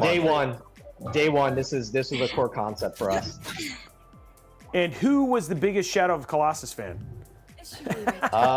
Might have been me. Oh, okay. Okay, that's fair. That's fair. I'm a big Shadows fan. I love that game, and even the remake that Blue did. The remaster, it was incredible. So while he's finding this, how did you guys get connected with Square Enix, and it's interesting enough. So I worked on a game called Recore, and you talk about Mega Man, and that was with that was actually with the creators from Mega Man. But did you guys get some inspirations, obviously, from more Eastern style RPGs, and is that where kind of the Square Enix thing, or was that like something that kind of fell in your lap? So I mean, we're definitely many RPG fans on the team. So we play, everything from Persona to Oh, love that game. Blue Protocol. I mean, we play everything. Obviously, Final Fantasy. I think for me, it actually stemmed from a connection I had with the Final Fantasy 14 team, Yoshida-san, back when he started rebooting Final Fantasy 14. Okay. For those who are familiar with that story. Yep. At the time, I was at Mythic Entertainment, and we were, of course, known for Dark Age of Camelot and Warhammer Online. And we did a lot of stuff where it was a lot of PvP, RVR. Realm versus realm battle. Yep. And Yoshida-san was a big fan of our RVR mechanics, and he was going around meeting other developers. And at the time I was playing Final Fantasy 14 1.0. And we stayed in touch ever since. So we've always wanted to do something together. So now we finally were able to make it happen. Alex, you can freeze his feet to the ground. Oh yeah, I forgot. You got all those powers. We should call you Grav Guy, because you just love to grab and throw. Yeah. But you can freeze him. Just freeze it to the ground. There you go. And now he's pinned. There you go. Buy you a little time. Now you can get, and you can climb up him too. There's some stuff like. So basically, Alex, for this guy, what you're trying to do is, get his health bar down to 0. He has some exposed skin on him that you can damage by either climbing on him or finding other creative ways to damage him. And you can also remove some of his armor to expose more of his skin. And as you do that, you'll chip his health down. This hence the skill check. But I love this kind of, I like the fact that there's so many different approaches. Oh, look at this. He's throwing the ice now. You've taught him something, and now he's like, I'm going to do it. Yeah. What is it like when you, what was like one of your top moments when you saw the community finally get a hold of the game that you were like, yes, this particular like mechanic landed or whatever it was? Like, was there any moment like that you really kind of enjoyed? I think, for sure. The big one, Roby, was seeing people fight these creatures. It's great because we see people do different things than we had planned sometimes as well, and come up with other creative ways, which is great. So I think we never get tired in the office of watching people fighting bosses and seeing how they decide to take them down. The other thing that I think was a nice surprise for us, we were already excited about our crafting system. We knew we were taking kind of a different approach on that than what's typically done. And seeing that it actually resonated very well. There you go, Alex, you got one part. So now you got to move around and find another part. Oh. There you go. Yeah, look at that. He found me. Ow. Apparently you triggered Siri. It said, No need for a chiropractor. You said it found me, and then Siri goes, I am here. So yeah, you can see, Alex, isn't this like, I love the mechanic. So there's some skin right there. There you go. Yeah. So now you got to find another one. There's also, Alex, there's these latches on him that you might see. They're kind of a lighter color. There's one right there just above you on his leg. You just have to jump up there. Yeah. And then get to that. You can break those. And then if you break enough of those, it'll remove the armor and expose more skin for you to like that. With everything you've got. It's running a little bit low on. Are you out of? You can do it. Push. You've got this, Alex. I believe in you. No. Run. Alex is being less inner monologue-y than he normally is, wouldn't you say, Sarah? I don't want to interrupt this amazing discussion. Oh, you guys are for having. sure. But There you can go. you imagine the pressure he is in? Can we just give him a quick Well, demo in chat for this? Yeah, Sarah, we can add the pressure. This is the easiest boss we have. So we actually removed his weapon. His health is lower. So there you go. You're so close, Alex. No, you just got a little bit. You gotta find it. You gotta find one more spot. There it is. Hey, you gotta make it get scratched. I got you, buddy. Oh, there's on his back. Be a Oh, there few you more go. latches. Oh, there's a couple. No. Low. Get low. From the window, get low. Oh, one more. Hey. Come on, Alex. We gotta beat one before the end. Yeah, you're almost there. Oh, there it is. Oh, now his chest's open. You got a bow. That is true. Oh. He's still got a lot of life. Oh, dang, that was a hit.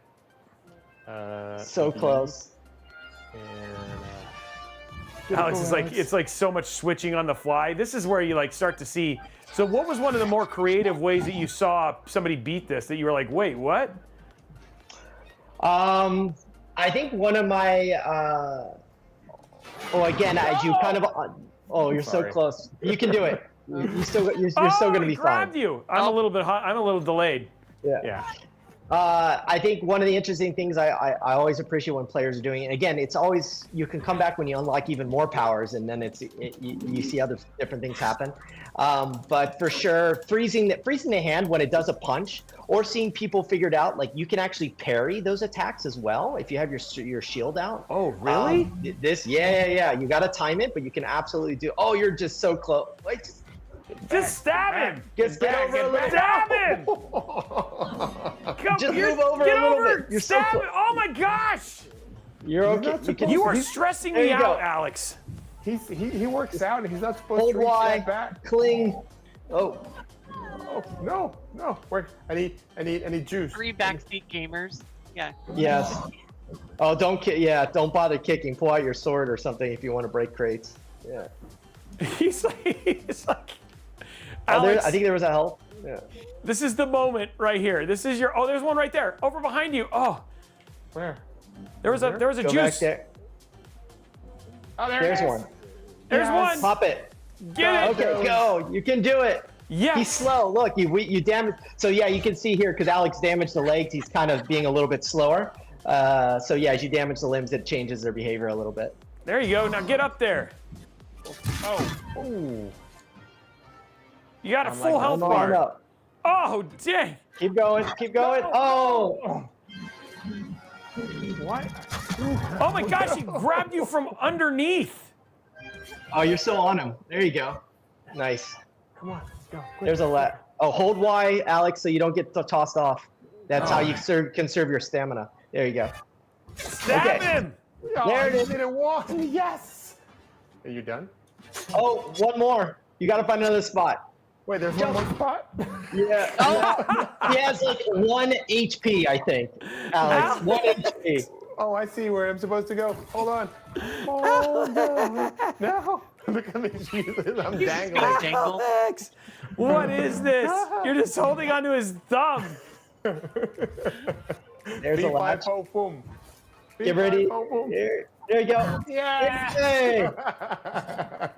Don't get squished. Oh, man. Dude, Alex, that was too stressful. We gotta make it. You know, we have a show here. Oh my gosh. Using me off on Oh, Strand. I need to eat some like nerds right now because like that was I need too much. a little. Yeah. Now you need to have your 1,000 calorie gummy controller. That's what you No need. kidding, dude. Whoa. No kidding. Man, Alex, you like took that down to the wire. Okay, so now that he's taken this thing down, what's the next step? What's he doing from here? Basically, what he needs to do is he needs to go back to base camp because he basically got a piece of the carapace off of the creature. So I think he's on the quest called Loom Gate. So you can use your Watcher's Wisp, Alex, which is up on the D-pad to show you kind of what path to take. Your closest path back to base camp. If you need a guideline, yeah, you can follow those. They're kind of hinting a direction where you need to go. So the Watcher's Wisp, because Alex unlocked it before we started this stream, is basically our way for anyone who needs a little guidance or a nudge towards their objective. You can just pop open the Watcher's Wisp and it'll kind of show you where you need to go. Nice. So, okay, yeah. I must not have that yet. Yeah. So and you can upgrade it at your base camp as well to make it so you can use it. This cooldown timer goes from 30 seconds, I think, to 5 seconds. But Alex is on the right path. So this is basically a secret cave that's like a shortcut back to base camp. Oh, look at that. Alex, you found a secret cave. Yes. There was And no then- Batman, but Oh, still, wow. it's a And good then game. question for you. Are there, because I was noticing as I was walking around, there was like an ice cave at one point in time. Are Yep. there Yes. Metroidvania type, like where you need to get something to unlock something in this area? So basically what we did, again, because we didn't want to necessarily 100% gate players, Okay. but there are physics temperature challenges throughout the game that you need to figure out how you want it. So that ice cave, for example, probably a schematic that's probably hidden back there. Okay. And you just need to figure out how do you deal with that temperature drop? Which you could do with like one of the little flame ball things and throw that in there. You or could whatever either use one of the fire plants. Yeah. Maybe you find a way to break the ice that's generating the heat. So go after the source. Maybe you have a firepower that can counter that heat, that cold. Maybe you go back there during a drought. So the natural ambient temperature is higher. There's lots of different ways. Wow. So, okay. So yeah, it's to figure out. Okay, so there's actually quite a bit. There's a lot of mechanics that could deter. So there might be certain circumstances just in environmental sets where it might be a little bit easier for you. Yep, absolutely. Oh wow. Okay. And then when you guys think about like as people play through the game, have you guys talked about plans for what's next in terms of? I know you've talked about like maybe some of these characters and stuff, but when we think about potential expansions and stuff like that, what might those things look like? So happy to say, as we were mentioning a little bit earlier regarding the Square Enix collab we're doing in the spring. So that's going to have a new boss. So that's going to be boss number 10. So as you probably can guess, that means there's going to be a new power with that boss. We're also having all the new weapon designs that they're giving as well, and you'll need to find those schematics. And we're going to share more details on that. So there's going to be a nice bit of juicy new content for players in the spring, and all that we're giving away for free. Then of course, we're taking all the feedback we're getting from the community as well and trying to make sure we address as much of that also in that patch. So a lot of quality of life improvements and stuff.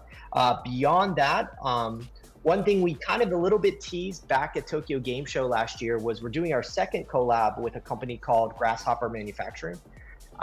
For people who know Suda-san and are familiar with like No More Heroes, Shadows of the Damned, a whole bunch of titles. So he's actually with one of his lead concept artists designing some new content for us as well. So, but more to talk about that after we get past our first spring update. Okay. Wow. Okay. So the thing is that there is much breadth, much to build in this universe as things continue moving forward. Absolutely.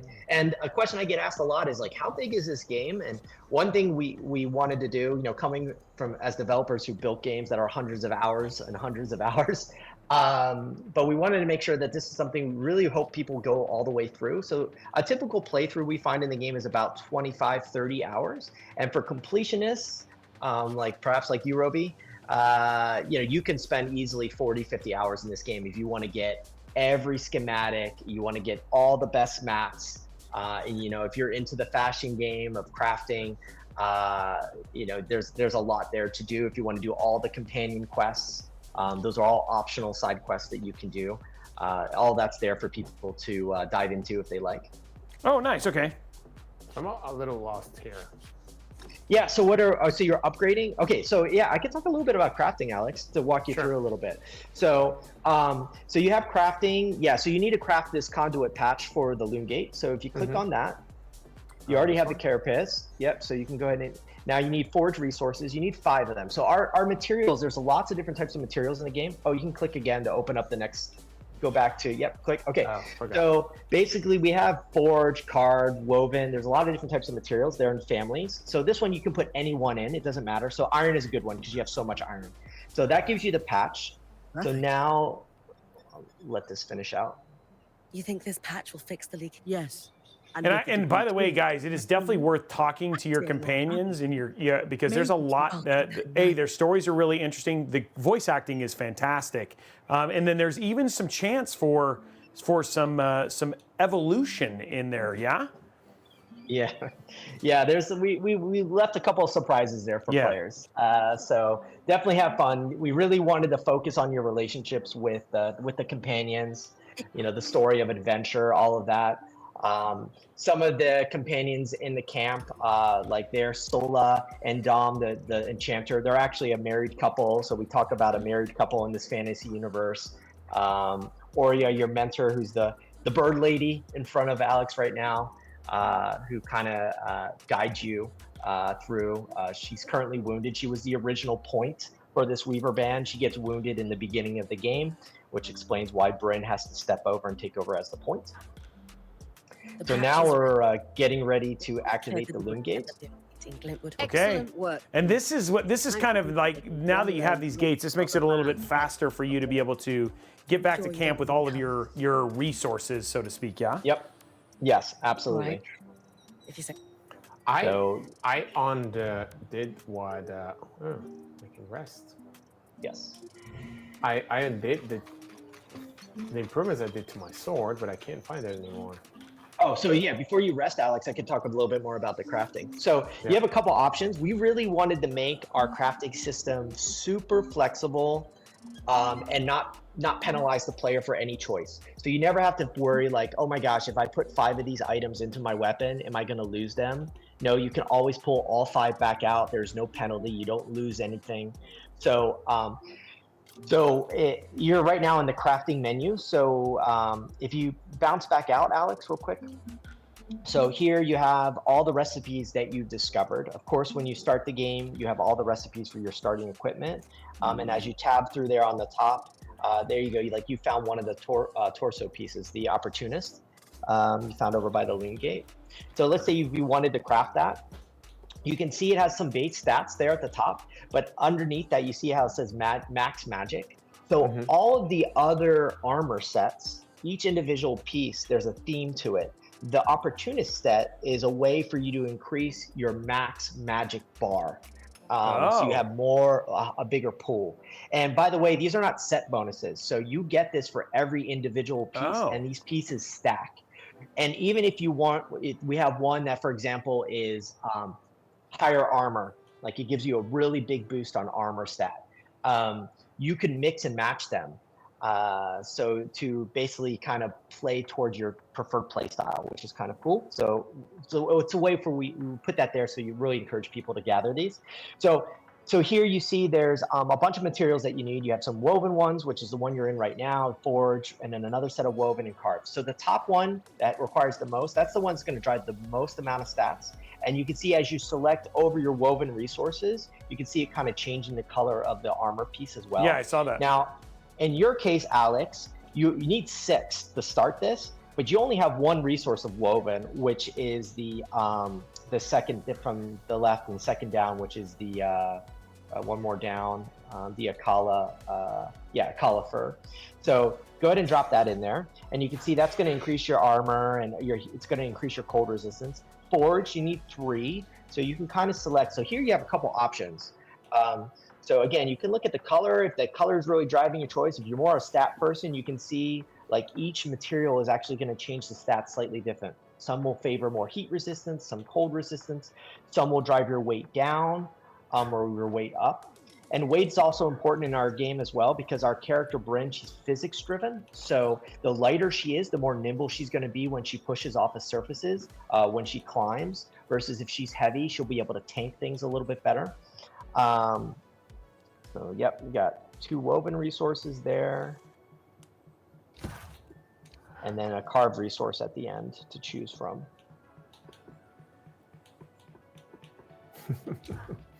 And then I like the here. colors. Like it's cool to see how all that stuff is manifesting, you know?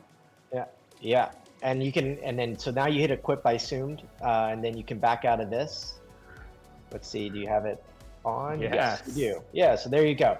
So now if you go back to Sola real quick, just to show the flexibility. So that was you just going, hey, I want to craft a new piece.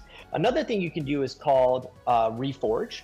So if you click on Reforge, basically what this does is it takes any piece of equipment that you've crafted already, and you basically can upgrade it. You basically can put in different higher quality mats to make it better. So even if, if you wanted to select, you're selecting your Reeves. So yeah, here you go. Your first one, you see that there's different quality of materials, 1 star, 2 star, 3 star. So that first one right there on the top left, the hard leather, that's already going to increase your armor by 3. It's going to bring up both your heat and cold resistance by 1. So that's worth doing already. And you don't have to do every slot. Like you can just do 1 piece or you can do all the slots. It's totally up to you. And when you're done with that, you can just hit Reforged and you'll reforge it right away. That upgrade that piece. That is pretty cool because that means that you don't have to use all the materials. Like I just want to use 1 material. And absolutely. So you can do it piece by piece. Maybe there's a certain trimming that you want to do, and there you go. So now you have that. And then another option you can do if you back out of this, let's say you like the materials that you have in it and you're just like, no, I just want a better version of these types of stats in this material. You do upgrade equipment, and basically what it's saying here is you just need more of the same type of material that's already crafted into that weapon, and you basically can upgrade it from level 1, 2, 3, all the way up to level 5. And when you do this, that special stat you see there, Max Magic, actually improves, all that improves as well. So if I go in and get more Akala First Steel and Horn Fragments, I can come here and I'll just get it to level 2. Yep, you can up. And basically to level up to unlock the ability to upgrade to level 2, level 3, level 4, you basically upgrade Sola's base camp, which you did earlier, I believe, before the stream. And then if you back out of this, the last thing about crafting is dismantle. So don't do this because I don't think you want to do this right now. But let's say you had a piece of gear and you're like, you know what? I have this other piece of gear that I just love way more. I don't need this other piece of gear anymore, and I want all those materials back. You just dismantle it and we give you everything back. Oh wow, you get everything back. So that's what happened to my sword. Yeah. No, nothing lost. So we wanted to make that as frictionless as possible. Oh, that's actually, I really appreciate that, because sometimes one of the things is sometimes that can be the thing that'll keep you from getting into the crafting system, because you're just worried that, I only have finite resources, and if I craft the wrong thing, you know what I mean? Then being able to get it back is such a huge part of that. Oh no. So I appreciate it, Jeff. I just want to let you know, if you want to put that on your website, Roby appreciate. Okay, Roby approved. I'll put a stamp. So basically, you want to craft your sword, because if you dismantled your mundane sword, it's the first one, I believe. Alex, yep, there it is. Mundane sword. He did take it apart. He dismantled it. Yeah, so you can go build yourself a new sword. Yeah, and now of course we called it mundane because it's the most basic weapon. It has no magical powers with it, but there actually are magical versions of all the weapons in the game that are kind of hidden out in the world for you to find. So again, you have to find the schematics and then you can craft it. So we have ice, telekinetic, and fire versions of all 3 weapon types in the game. And those have unique powers as well that you can mix and match and blend with your other magical powers. And that's why Alex doesn't have nice things, because he goes and dismantles them. Don't worry, you're not the first one, Alex, to have done it. Yeah, okay. So I still have my sword. Okay, it is there. I mean, Alex, and if you want to, you got your game cred today. Remember, you beat the easiest boss in the game. I thought that was the dragon. I guess not. No, that's your next goal, Alex, is defeat the Drake. And the bigger challenge, I would say, harvest the magical thread from the Drake. Oh wow. So, but you'll get there. So yeah, here you can always, so basically every time you come back to base camp, we automatically take everything out of your backpack and we store it into your inventory chest. So it's always there. So as you're crafting, you're basically pulling the resources automatically from here. Awesome, thank you. You don't need to worry about carrying stuff back and forth.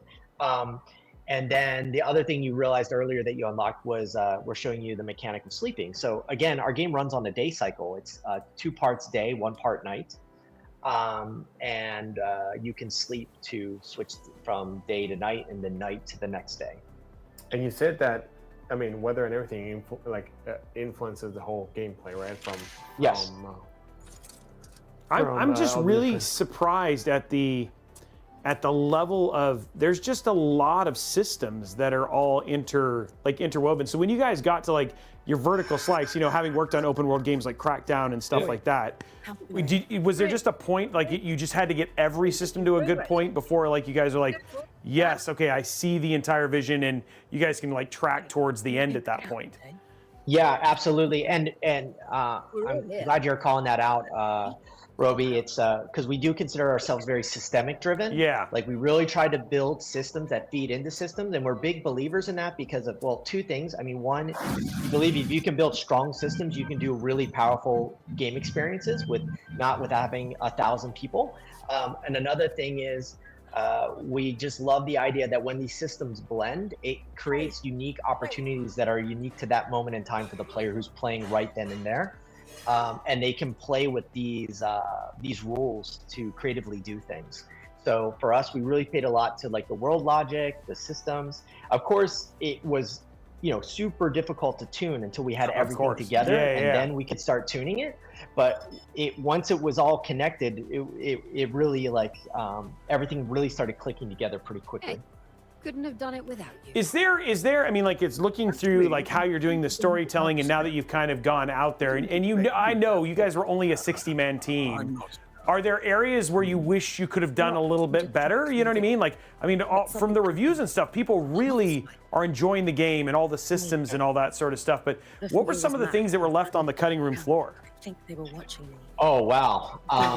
Yeah, so we constantly had to cut stuff out of the game because we realized, okay, you know what, we're not going to be able to get that to the quality we want it to be. I mean, so there's obviously various different types of biomes in the game that players will discover. We cut one biome out of the game, which was too big. The weapons, we actually had a lot more, not weapon types. We always knew we wanted two-hander, sword and shield and bow, but we had a lot more magical types of weapons. I think one time we were like 20 different types of fire swords, 20 different types of ice swords. It was like stupid crazy. Now thinking back at it, and then we realized we needed to simplify that. Agreed. Yeah, I mean, so there was, I mean, in the beginning when we first started the game, we actually thought the player was going to be able to customize their character, the protagonist, and decide like, do I want to play as a male or a female or whatever? And we realized the cost for us to build that properly was I remember that first game. So we were just like, no, we want to tell the story of one protagonist, and so we settled on Bryn for our first initial story. So yeah, there's always sacrifices like that we had to make along the way. And then in terms of like other learnings, I mean, it's, we only had so much budget we could do to get like user testing done on the game. And now seeing people play, it's obviously the best user testing we're getting. Of course. So now we're realizing, okay, we could tune this better. So remove a little friction here, or favor the player a little bit here, and so we're realizing some assumptions we made, we were a little bit off, so we're trying to course correct those. But that's part of game dev, and it's as much art as anything else, right? But at the same time, like, it's just like, as somebody who has been there, and I think like I said, made games for 20 years.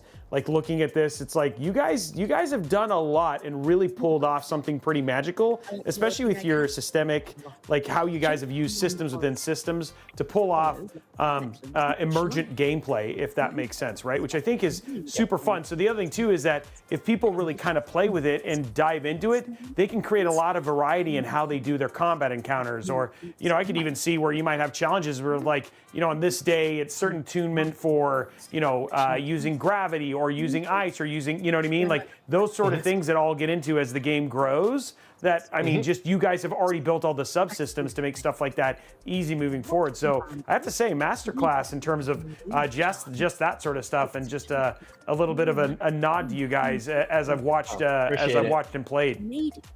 Thanks so much. No, it means a lot for us to hear that. You work on something for so many years and you just don't know what the reception is going to be, and then when you see people enjoying and having fun in the game, I mean, that's why we love doing what we do. So and again, it's our company is called yellowBrick Games, and I always tell people, it's like we want to earn that S in games. Like, we want to keep making more games. So it's just like, please, people, check out our game. We made sure we shipped it on PlayStation, on Xbox.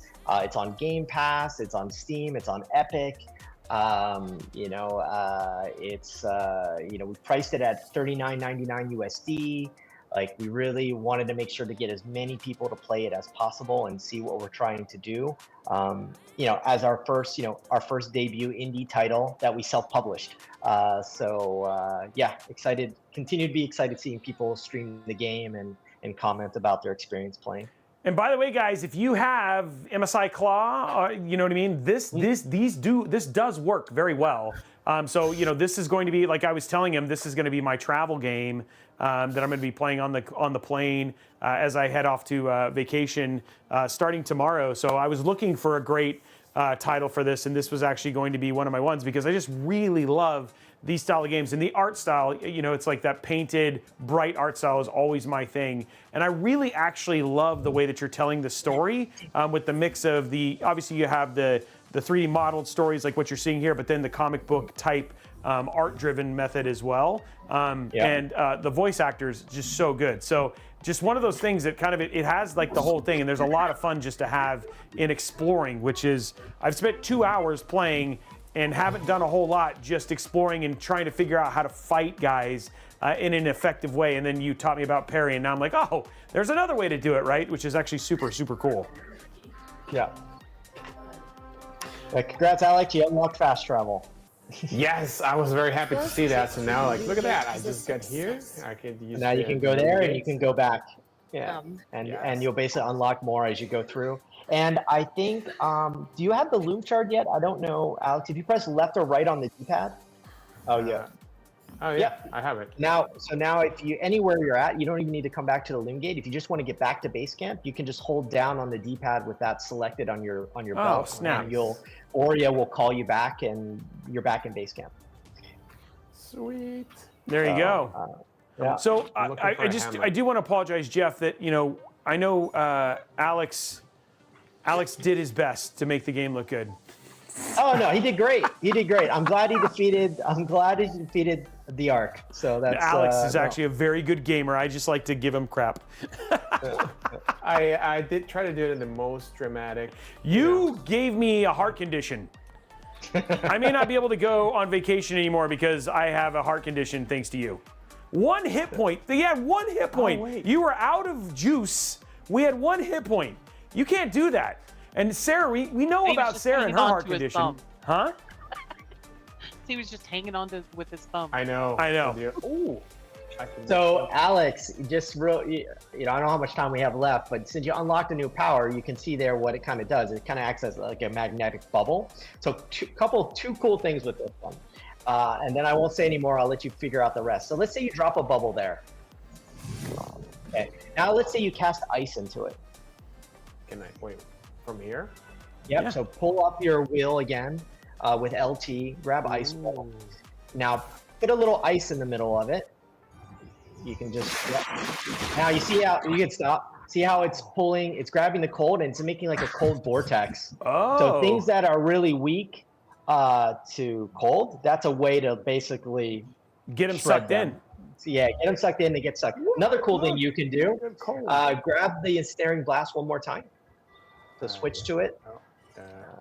Yep, that's on the bottom. Yeah, it's 6 o'clock. Yeah. And then let's say you turn around to the clip. Let's say you drop it at the edge of the clip, like just right on the lip. Yeah, just drop it in front of you and make a bubble. Now, if you jump into that bubble and then pull the trigger button, you'll pop it and you can use it to throw yourself forward. What? You just missed it. you gotta pop the bubble, and it basically will, because it's a force when it explodes. So any object that's in that bubble will get thrown, and including your own character. So it's another way to pop Wow. yourself up, maybe onto an epic creature or across the chasm. So it's like So it's you almost gotta like use. it's It's almost like a reverse grapple hook. Yeah, so I think it's going to be, because I'm not playing, I have the muscle memory. It might be LTRT. Yeah. Well, it's cast. Oh, and RT. RT. Nope. This is user error. I'm trying to do it by memory. I felt like it's LT to cast and RT to cast, and then I think if you press R while you're holding LT, if you press RT, it'll stop it. Oh, well, that time it expired. No. Try again, and then run, and then You can do it. Alex. while you're holding LT. Oh, that's the problem.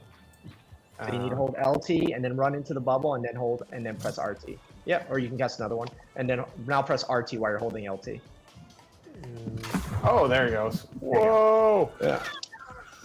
And then for another little tip for when you're falling, if you want to negate the fall damage, you just need to do a perfectly kind of timed roll. So if you dodge roll, Right. like, as you So get hit close to B the right as ground. you get near the ground.